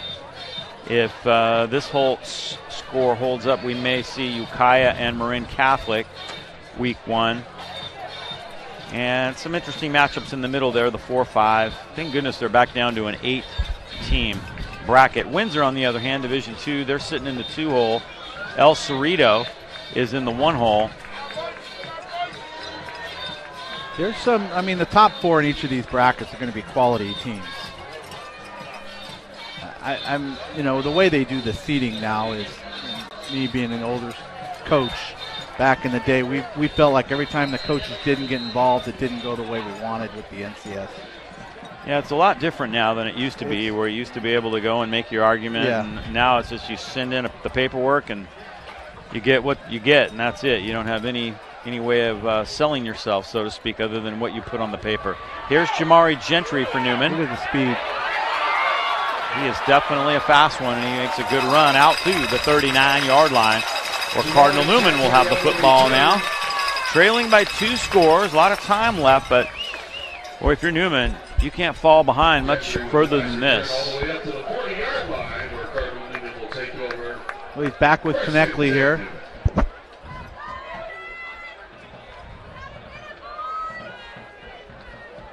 And you do have Zach Holman back in the backfield there. Jonah Bertoli out wide to the near side. He's guarded by Anais Walker. Yeah, Holman's back in. A lot of tape on that right ankle. It's the right ankle that's been bothering him. And they're going to test it right here. And he never got going. Plugging up the hole right in the middle there is Joran Hergeth.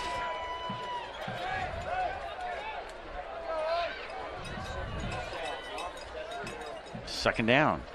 Lost a yard on that one. Back with the ball by number 70. Just under 4 minutes left here in the third quarter. I think this would be the one drive where you still might, look at Holman making the plays. Once we get to the fourth quarter down by 2, then they might have to change strategy a little bit and get the ball out to the perimeter. Well, and the question is, how healthy is Holman right now? 3 receivers to the near side. They're going empty. They're putting them out in the slot. I like this. See, it's making him adjust.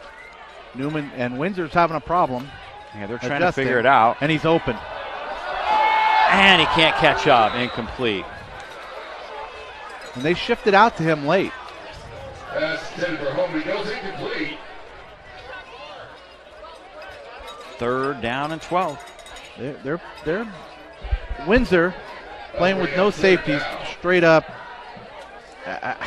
It's hard to believe that somebody is doing this to Cardinal Newman. Over the years, I'm playing quarters. I'm 4 deep. Like, keep everybody in front of us, and we're 10 yards off the ball. Like, and here these guys are up, pressed, going, come at us. It's impressive. 3rd and 12. Santiago Adon in motion. Kneckley dumps it off to Homan. And he doesn't get much. He got about 2 yards. It's going to be 4th down. It's a great open field tackle on Homan. He's not easy to take down. I think he does not want to come off the field. This is the guy you want in space. Homan is the guy you want out there. And you can see it looks like he can't put his pressure on that other foot like he wanted to. Gunnar Erickson making the tackle, and Patrick Gardner will have to punt it away as Newman goes 3 and out. Just under 3 minutes here left in the 3rd quarter.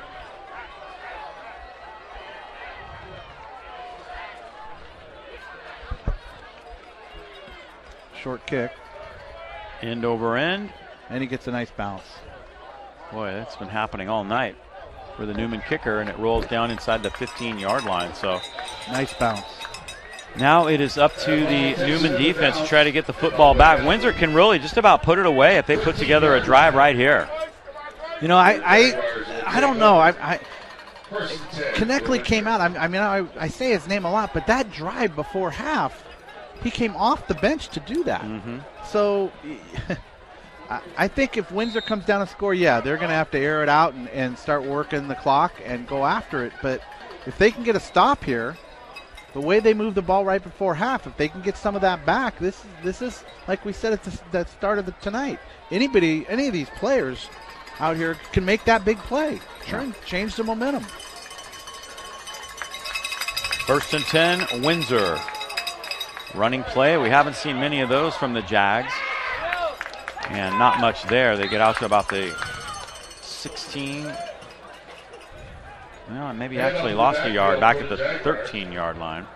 Newman's defense doing a better job there against the run. Small loss on the play. It's going to bring up 2nd down, 2nd and a short 11. Call it 2nd and 11. Lost a yard.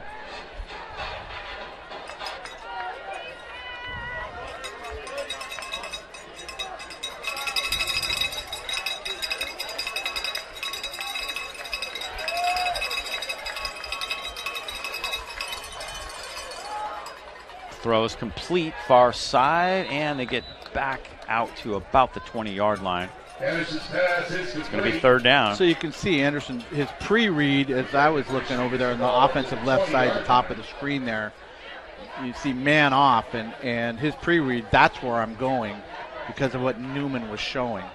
It's Walker who caught that one. 3rd and 5. Now they're man up. Newman's defense has had a tough time getting off the field. See if they can do it right here.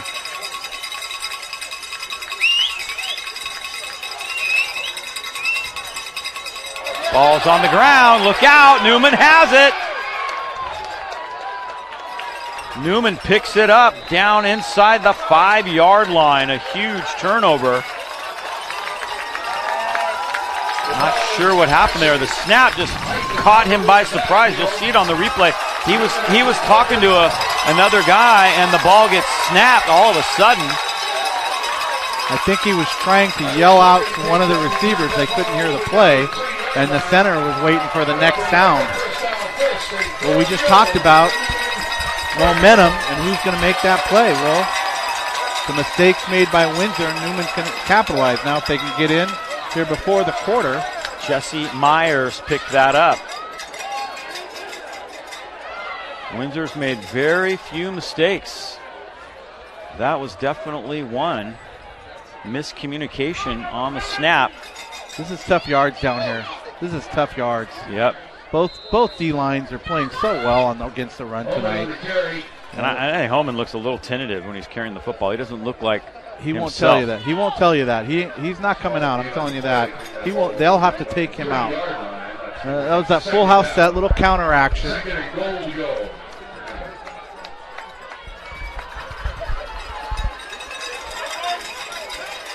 I would expect this a little wider, more off the tackle towards the tight end than straight ahead. But we'll see what happens. Wouldn't be surprised to see Knechtley boot here. Yeah, a little wider. Coleman again. This time I believe he's in. Touchdown, Cardinal Newman.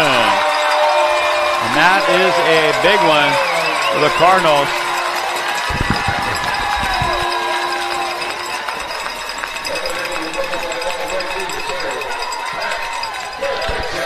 Please reset the clock to 26.4 seconds. 26.4. If we get the end zone replay here, I think there's not a lot there. Opens up late, but I think with the balance and the forward lean,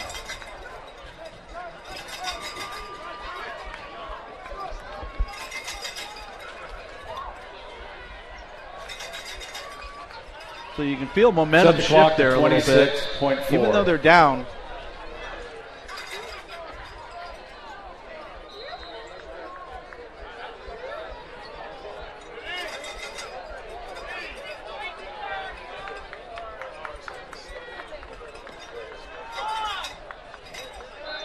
Kick is good. 28-21.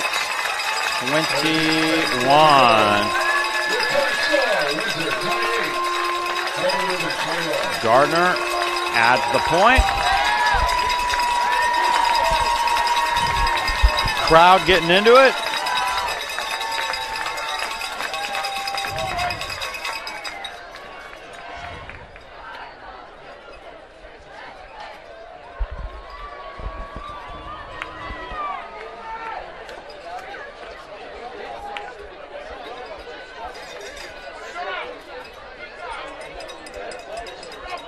.26 seconds left here. Again, it's going to be a field possession. We're going to look for that play. Just like the big play there, we're going to look for another one. If Windsor can sustain a drive here, but they don't get in, I think momentum goes back to Newman if they don't get in. I agree. Right now it's a toss-up. Even though Windsor's ahead here, I think momentum is pretty even. Maybe a little bit towards Newman. Gardner set to kick it. 26 seconds to go in the third, a one-score game. Kicks it deep from the 4-yard line. Decent return out to the 25, swarm tackle. Returning that was Gunnar Erickson. And now, with 16 seconds left in the third quarter, Windsor takes back over. Pushed out of bounds by Kelly for Newman. Good football game. Good high school football game. It's a great game. Great game. I think I'm watching the game like I'm sitting at home with the remote.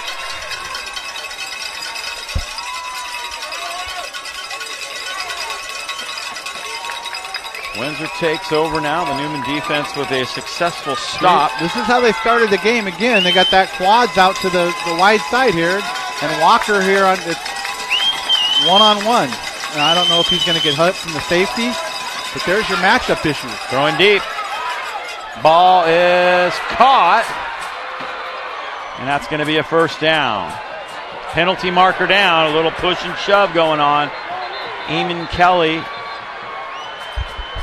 Ball's on target. One of the better throws tonight for him. A little bit of a velocity, more touch. There's a flag down over there, I think. Yeah, there was a late push. Not sure what was going on between these two guys. Nice catch. The ball's in his pocket. Kelly brings him down. And then after that, there was a push.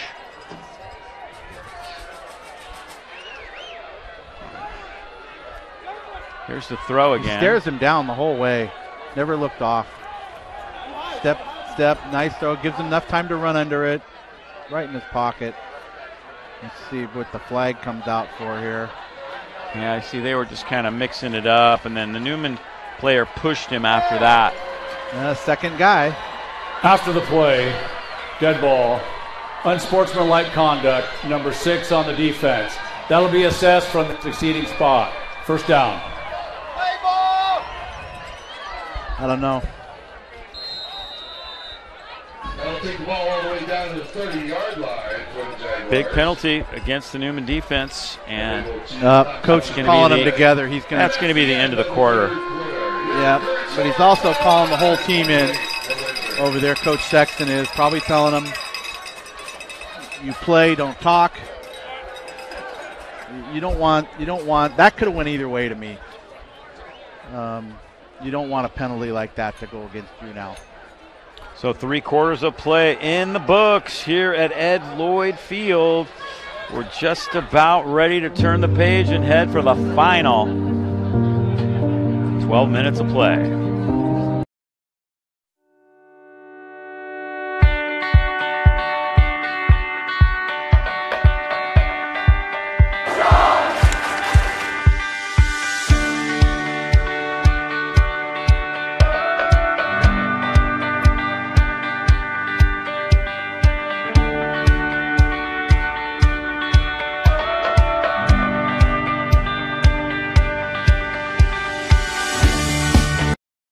There's another guy you could have in the booth. He'd be a little off color, but he's watching tonight. He's blowing my phone up too. Here we go. Final 12 minutes are on the clock here. Newman sideline. I got to dig deep now. Field position goes over to Windsor. And, even though there's 12 minutes to go, time kind of a factor. Neither team has had a lot of huge plays. We did see that one big 4th down play, but they've used a lot of clock to score, both teams. So you may only get 2 possessions in this quarter. Yeah, I mean, also, Windsor's got to know we got to take care of this ball. We need the clock to run. Sweep to Hayden Anderson. He's going to throw it. He's got a man. It's batted away. Good defense. That was Zion Cargill, the freshman. Right on there. Timed it perfect, it looked like. He was open early. You see he gets away early here. And the speed up. Cameron's got to catch up here, but he got away early and then caught up and made the play. Let me try that again. I thought it developed too slow. You could see him stretching it out. There it is. You see him stretching it out. And he didn't have the ball up. He couldn't get the ball up to throw it.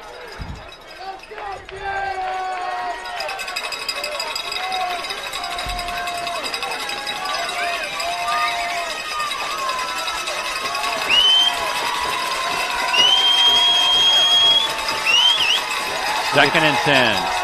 Lofting it up. Nobody out there. It's going to be 3rd down. Anderson took a pretty good hit right after the throw. No call. Let's go back to that previous play. I think I've got it now. Here it is. Yeah, see how he's stretching it out? He gets the ball up a little bit late.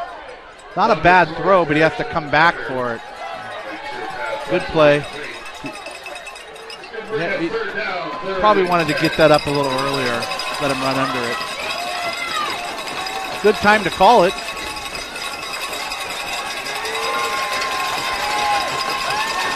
Big 3rd down play here. Judson Anderson looking over the defense. Got McFerrin in the backfield with him. Gonna throw it. Newman puts the heat on. It's a screen. McFerrin takes it. And he ends up making something out of nothing. He ended up picking up about 4 yards. It'll be 4th down, and they may go for it now. Pass is completed. McFerrin now limping a little bit. 25-yard line. 3rd and 4. 4th down. 4th and 4, excuse me. 4th and 4 for the Jaguars. Decision time for 4th and a long DJ. 4. Yeah, he's going to go for it. Yeah, I think he has to. I don't think his kicker, I don't know. This is right on the edge of what the kickers can do right now. at the very least, try to draw him offside. I have to hurry then up maybe here. kick it. See what the back judge starts counting here. 4th down. Crowd fired up. Counting down. He's got to get ready to snap the ball. They do get it off. Pass is caught. Good throw and catch. Great hands out there. Hayden Anderson. I mean, the defender's there. He just makes a great play. I mean, again, here we are talking about 2 athletes. Cornerback's on him. Anderson just goes, oh, look, he's right there. It's great coverage. The athletes making play. 1st down. Penalty marker drops. That looks like a holding the way it's coming in there late like that. Yeah. Might be the first holding of the game inside there. Yeah, we haven't seen that call, yeah.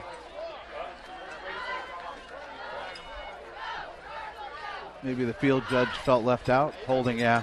Mm-hmm. Big penalty. Yeah, that's that a hurts. big penalty. Yeah, this spot of the field.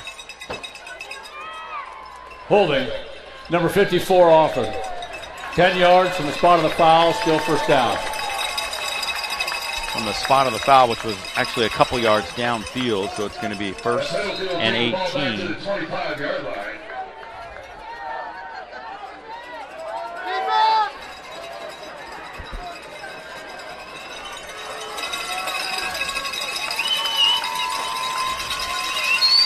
Newman trying to bring the heat. Windsor is ready for it each and every time. The screen pass. Touchdown, Windsor. Hayden Anderson takes that over the middle. On the slant play, Pittsburgh makes it. Great play call. It looks like they were almost in a man coverage. Yeah, I guess somebody chasing them. Everybody was blitzing. Yep. That's the perfect call. Yeah, good call, good timing. Another athlete on the field making a great play.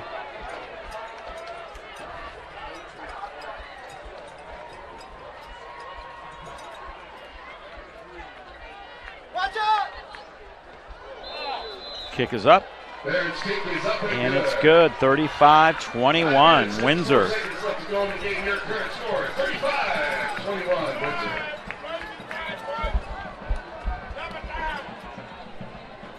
See how Windsor comes out and defenses this. Here's the replay again. Look at the acceleration. I mean, the acceleration by these young guys. I mean, both sides of the field for Windsor. Walker on one side, Anderson on the other. And he was wide open. I mean, he had a lane. I think the way they were running man on him, and his defender got picked. Jamari Gentry, yeah. Who's not slow. No. You know, that's another fast. So I think the way they ran it, he come underneath. Yeah, we'll see. Let's check this angle. We may see where he got caught up in there trying to stay with him. Can't you see how? Looks like he might have got way early on. Yeah, it might have been a pick, which is which you can't run, but it happens all the time. Left side of the screen. The key is don't look at the guy you're picking, but you can see right here, in the left side there, getting his way. In the old days, we'd have a play 7-14 PAT pick. I say don't say it out loud. Yeah, right. Windsor to kick it away. Newman back down by 2 touchdowns. It's been an uphill battle for the Cardinals. Ooh, missed tackle. Kenyon Strain.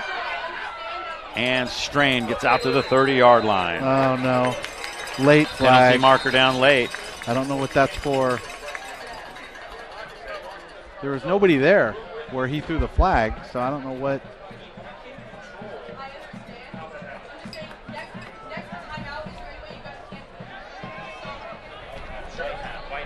Personal foul, number 21.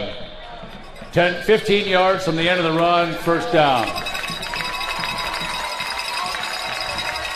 Call goes against Windsor this time. I missed it. Big difference in field position right there. Big difference. Now they're midfield.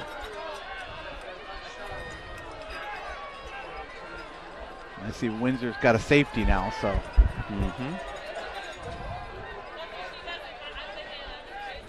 Got to be patient here.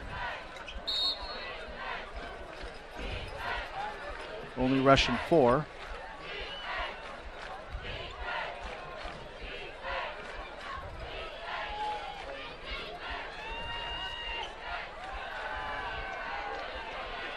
Little dig route, yeah. Dumps it off to Homan. And Homan gets out of bounds after a gain of about 8. Nice call. Homan had leverage on the inside. He did a little dig route. Starting to go inside, kept the receiver inside of him. Digs, changed direction to the outside. Nice little route. Nice route. That's the guy you want with the ball right now. Second down, second and a long 2. And he had time to throw it. Did everything right there. Got out of bounds.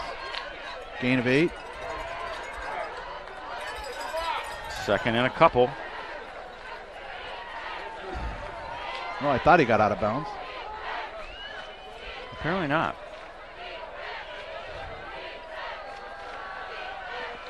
Kneckley hit as he throws, dumps it off toward Homan. It's incomplete, and now the clock will stop. Kneckley's pass goes incomplete.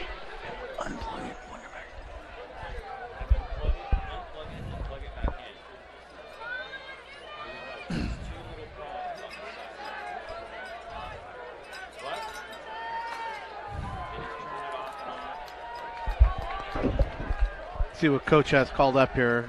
I like it when he has Homan out in the slot. I think that adds a lot on the plate for Windsor's defense. Yeah, it definitely makes it a little tougher for them to defend. Stretches them out a little. You know, and I'm going to repeat myself. Guys that know me know that I'm not an empty formation, but these teams are so good when they're in it. There he goes. Kneckley gets it to Homan, who makes a one-handed catch. Yeah. And steps out of bounds, first down. I like it. It's a solid play, safe play. You know, it's a little swing route like that, and you're putting it in the guy you want. Oh, Homan's got a little word for the coaches over there, it looks like. Or he's just talking to them. I know a lot of these guys know each other.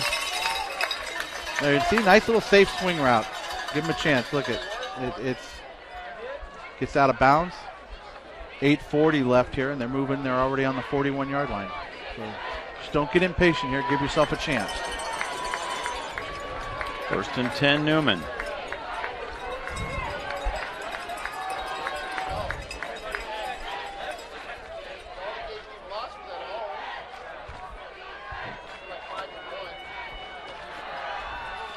Kneckley fires it. A little bit of contact before the ball. No call.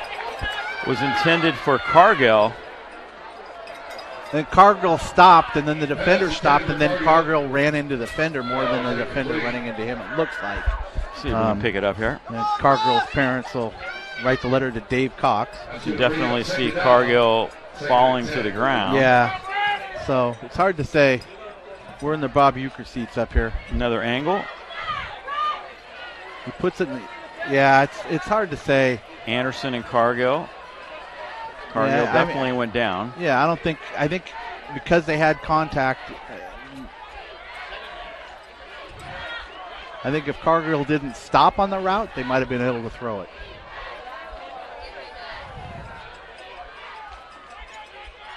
Little fly sweep here.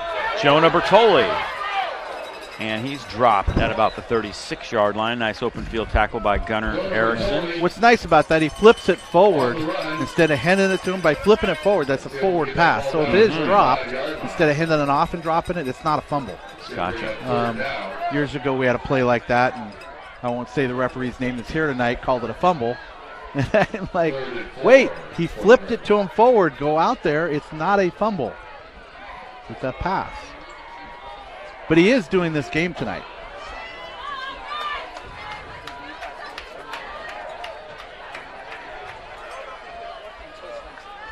First and 10, or excuse me, third down and about 5. 4.5 to be exact. Kneckley has time, throws deep for Bertoli. Yep. And it's a penalty marker. It's going to be pass interference. It's close. He didn't turn. If he'd have turned his head back to the ball, back judge there, Kevin Ballatori, probably wouldn't have thrown that, but he didn't turn his head back. Great coverage, right? But then when he gets contact here, instead of turning around to the ball. 2 fouls on the play. Holding, offense, number 60. Pass interference, defense. Those penalties offset will repeat. They're not going to have to walk this off. See if we can see the hold, right side of your screen. Oh, yeah. Hold him down. Hold him down. Wow. I'd say that's a big advantage for Windsor right there. So we'll make it a do-over. Yeah, but if you're that's not really a do-over. That's a big break for Newman right there. For Windsor, yeah. For Windsor, I mean, sorry. No, Newman.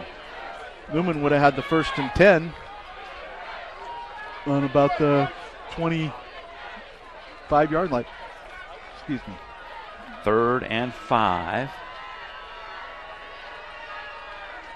He showed blitz early. No pressure, plenty of time. Connectly's going to keep. Penalty marker goes down. He has a 1st down. He's in that holding area again. It's tough. It gets tough. These guys are battling. A lot of movement going on. They brought an extra guy. It's right in there. John Little, our referee. John's been around a long time refereeing. He was a great athlete back in his day, too. Offense. 10 yards from the previous spot. Still 3rd down. They might have wore leather helmets when John played. I don't know. I shouldn't say that. He's the same age as me. So 2 holding penalties in a row against Newman. Wow. A little bit of momentum. Now they got a little work to do.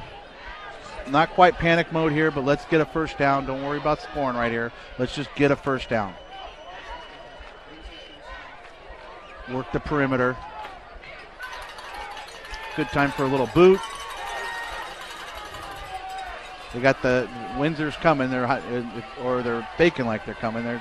They're showing like they're coming. Now they back off. Connectly in trouble. He's sacked.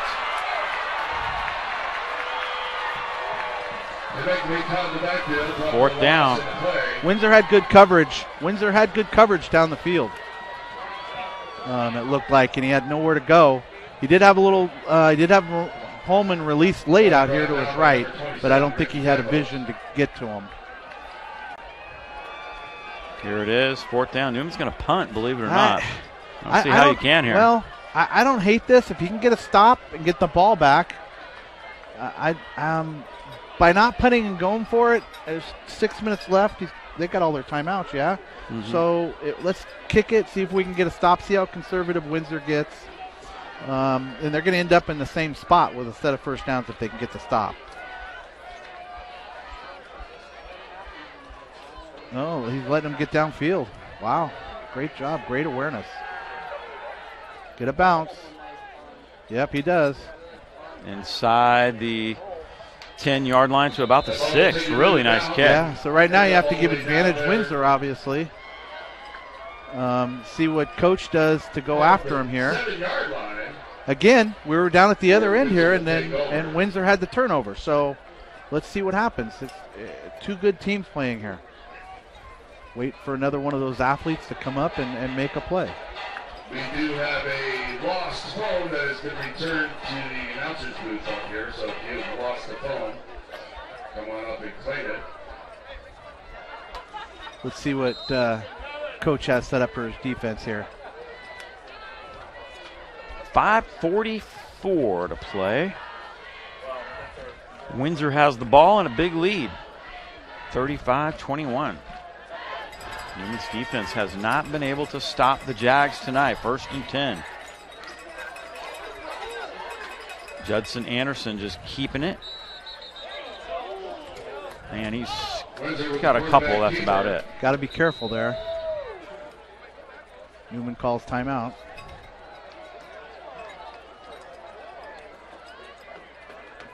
Timeout on the field. Timeout, Cardinal Newman. First charge, timeout of the half. How much? They haven't moved the down box yet. There we go. I was trying to see how much he got. Got maybe 2, I think. That's We're in the about Bob Uecker seats up here, or my eyes are just getting bad.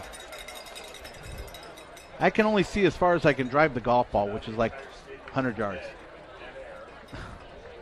That was a joke. You've gotten stronger then. Corrective Exercise and Restoration sponsoring tonight's game.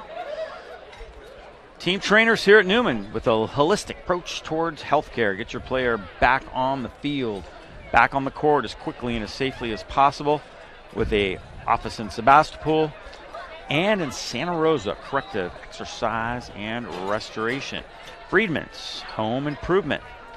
Poppy Bank, committed to making a positive difference in our communities. W Real Estate. B&C Smog Tires and Brakes.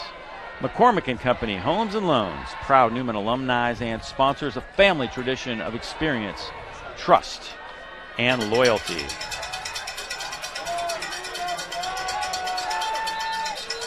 Newman taking that timeout.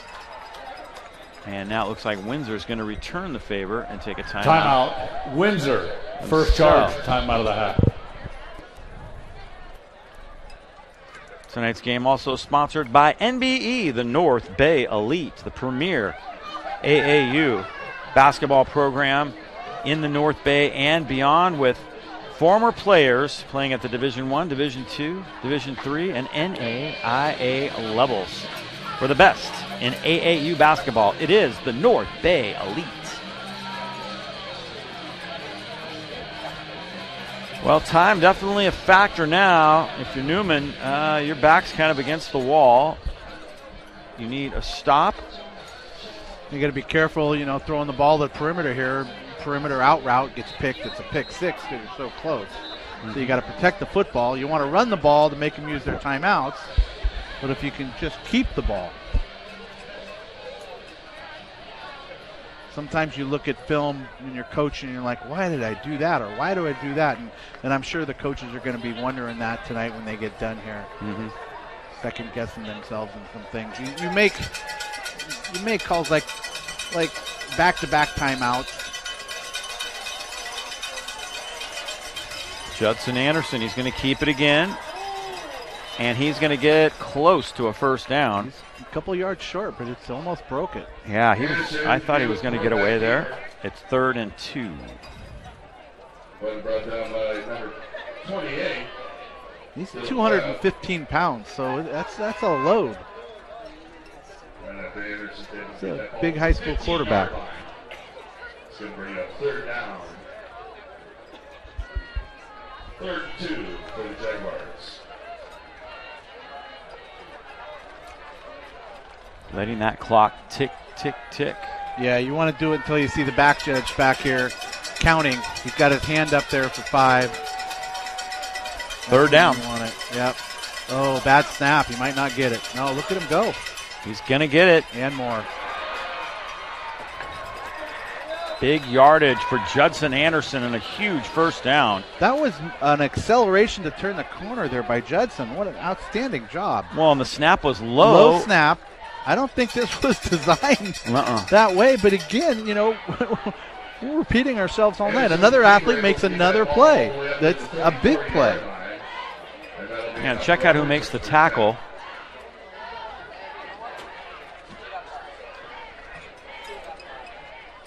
Look at the acceleration. And here comes big number 70 out of nowhere to make the tackle. Oh, wow. I know him and McKenzie inside there silently playing a big role. 1st and 10, and Windsor. They're both underclassmen. They got a lot of underclassmen on the D-line. That's so very good. young. Freshman class at Newman's unbelievable. Jeez. About a yard, not much there. I'm surprised Newman's not taking another timeout here. 2nd down. And about 8.5.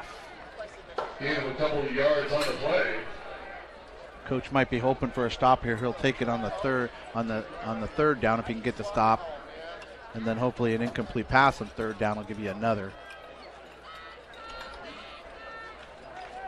Might sound like Forrest Gump talking like that. 2nd and 8. Under 3:20 to go now. Here's the big freshman making a play in the backfield to Leo. The two guys we just mentioned, him and McKenzie. Vito. I mean, just a force. Timeout. Cardinal Newman, second charge, timeout of the half. There is the timeout. There you go. That's that long third down. You're hoping they throw a pass. It's incomplete. You got to have things work in your favor, but that's the thought. Here comes that big freshman into the backfield. Yeah, see him and McKenzie. They're disruptive in there. We don't say their name enough. And they're both underclassmen, correct? I mean, McKenzie, I think, is still a junior, isn't he? Seems like he's been around for a while, but yeah, he is a junior. And they're disruptive.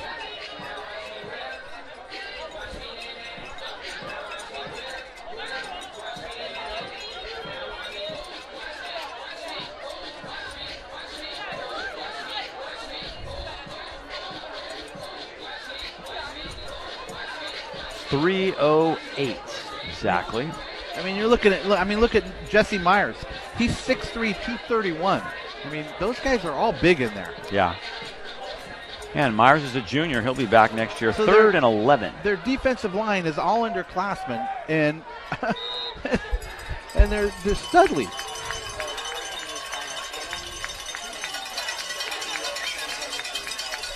.63-35, Annalee over Montgomery. That's a final. Snap is fumbled, and Anderson just has to fall on it back at the 20-yard line. And Newman takes their final timeout, I believe. Yes. Timeout. Cardinal Newman, 3rd and final timeout of the game. Windsor's going to have to punt now. They're going to go after him. Just don't touch him if you don't get away. They're going to, we call it robber, hold him up, and try to get a return.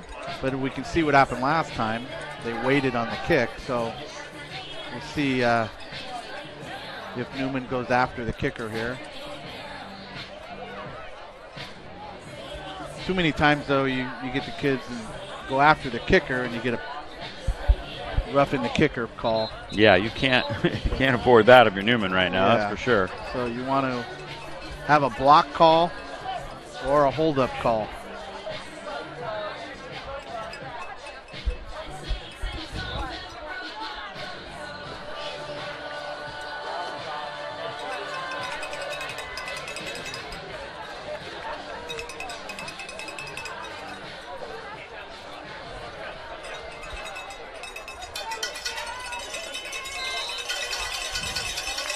Punt coming here. Jonah Bertoli back deep.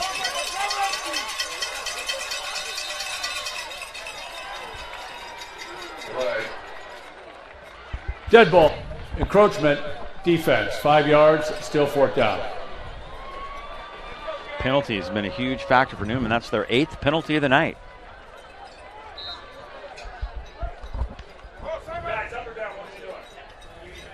Folks trying to beat the traffic.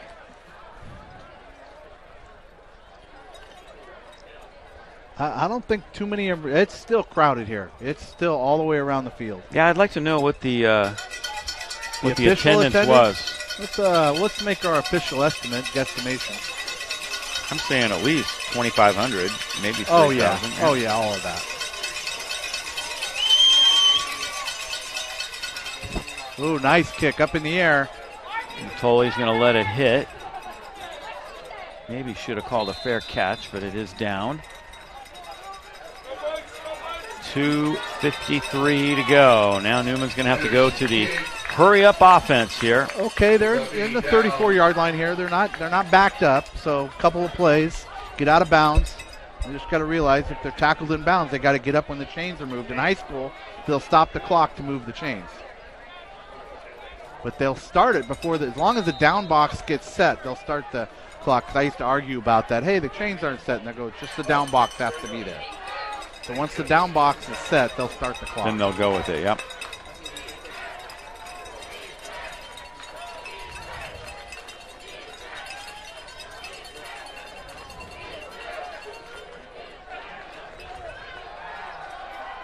Kneckley throws this one. Strain, almost got it. He bobbled it. Great effort. Great effort. Pass 10 for Strand. Throwing a little bit behind him. Great effort to turn his body backwards like that. That's going to bring up second down. Here it is. 10 for the Cardinals. Yeah, he almost came back to it. That would have been a It would have been very, great. That's very a highlight catch. He makes that. difficult. That's a great effort.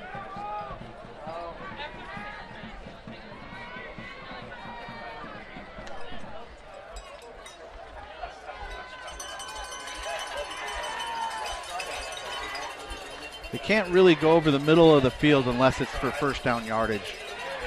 So if they're going to run a crossing route or something, it has to be past the sticks to get the chains to move.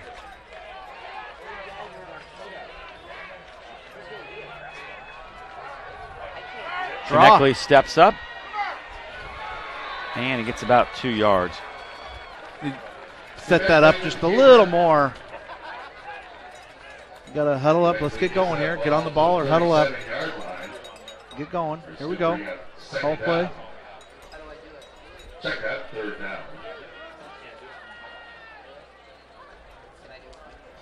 It'll be 3rd and 7 for Newman. Just need one big play. 3rd down. A little dynamic difference without Holman on the field, but there's still plenty of speed out there to make a play. Empty with a 4-man rush. See if they give him time. Move the pocket. Nice. Throw the out. Get out. Cargill. And he's got the first down. There you go. Get Kneckley running. Turn his body nice. Ball right to the 48-yard line. And that'll be enough for another Newman first down. Like Cargill, he's going to be quite a player over the next few years. Yeah, look at all the underclassmen making plays. It's just crazy. 1st and 10, Newman. Tight into the tight side of the field here.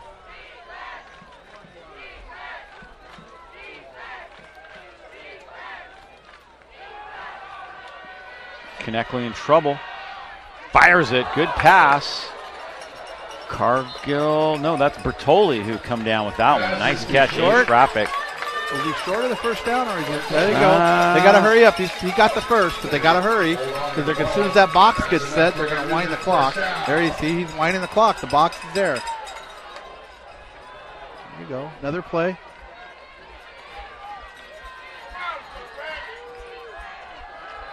You got time.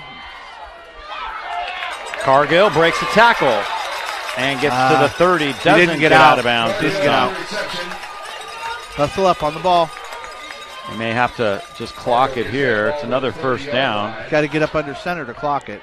Nope, still in shotgun. Not going to clock it, obviously. Kneckley again. There he goes. Got him out of bounds. I believe it's a first down. He got kind of a sidearm throw, but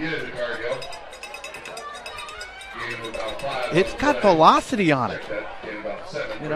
And it's on for the most part. It's down and away. Nobody else could catch it there. 6 receptions, 49 yards for Zion Cargill, freshman wide receiver. This thing's a little off the side, but look, it's out there. Oh, that's earlier. This is the broken play. Oh, he tried to get out. He tried. That was close. I don't know. Very close, yeah. I think I might have gave him it. I think Spencer didn't want to give him to it. Maybe he's got to get home. I'm kidding, Spencer, when you watch this.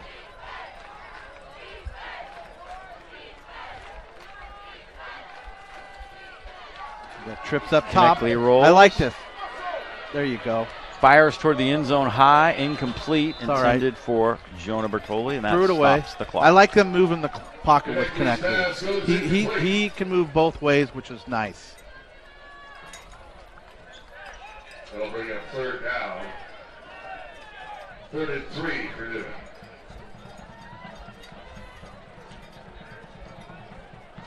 I mean, I know it's panic time, but let's get in and at least give yourself a chance for an onside.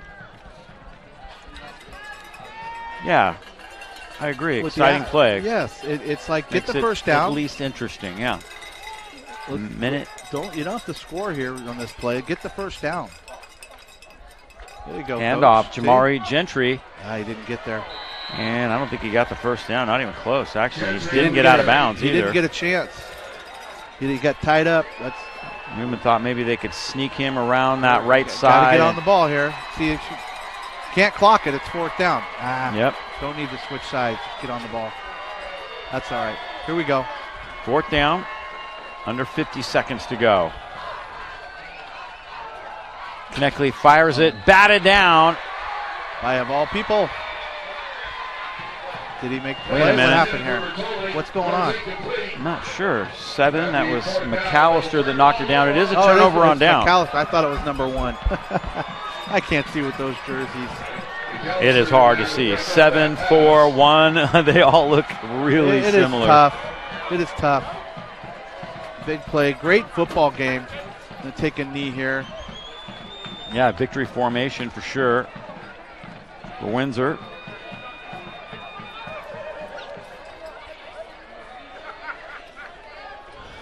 Uh-oh, they got somebody coming in late. Guys, well, you can always take a penalty. Yeah, you have very little worries at this point if you're Windsor. Snap the ball, take a knee, and get out of Dodge. With somebody behind him. I don't think they practice this.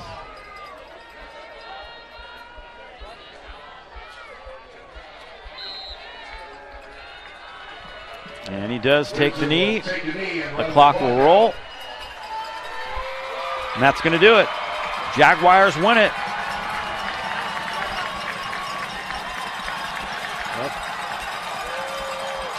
Coach Sexton got the water bucket on top of him as they run onto the field.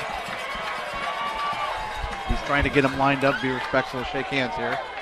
Good for him. So as the clock winds down, our congratulations to Windsor. And that is a final score. Very good job. It's been a great game. Good football game. Windsor takes it 35-21. That first quarter, they got off to that good start, and they really never let Newman get the momentum back. A couple times, it was interesting. Newman was close, but not quite. I think when Newman scooped and that defensive, I call it defensive score, that turnover on the bad snap really got him going. And then, Kneckley at that halftime, that drive before half, had to give them a spark there because the first 2 drives of the game, Windsor was very dominant with their empty sets. Again, we talked about it in the opening, who was going to make the big play first. And I think the first big play was the 4th and 1 pass for a touchdown. Oh, yeah, for sure. That was a big play. A lot of good, great plays, and the guys we expected to make them made them.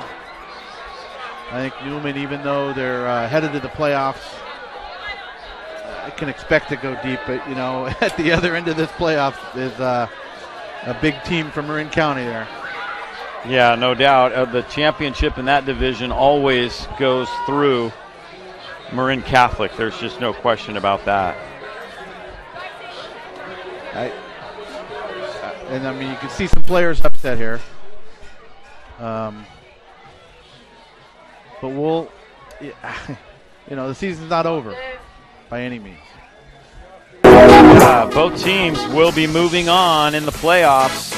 35-21 is the final in this one. Hope you've enjoyed our coverage here tonight.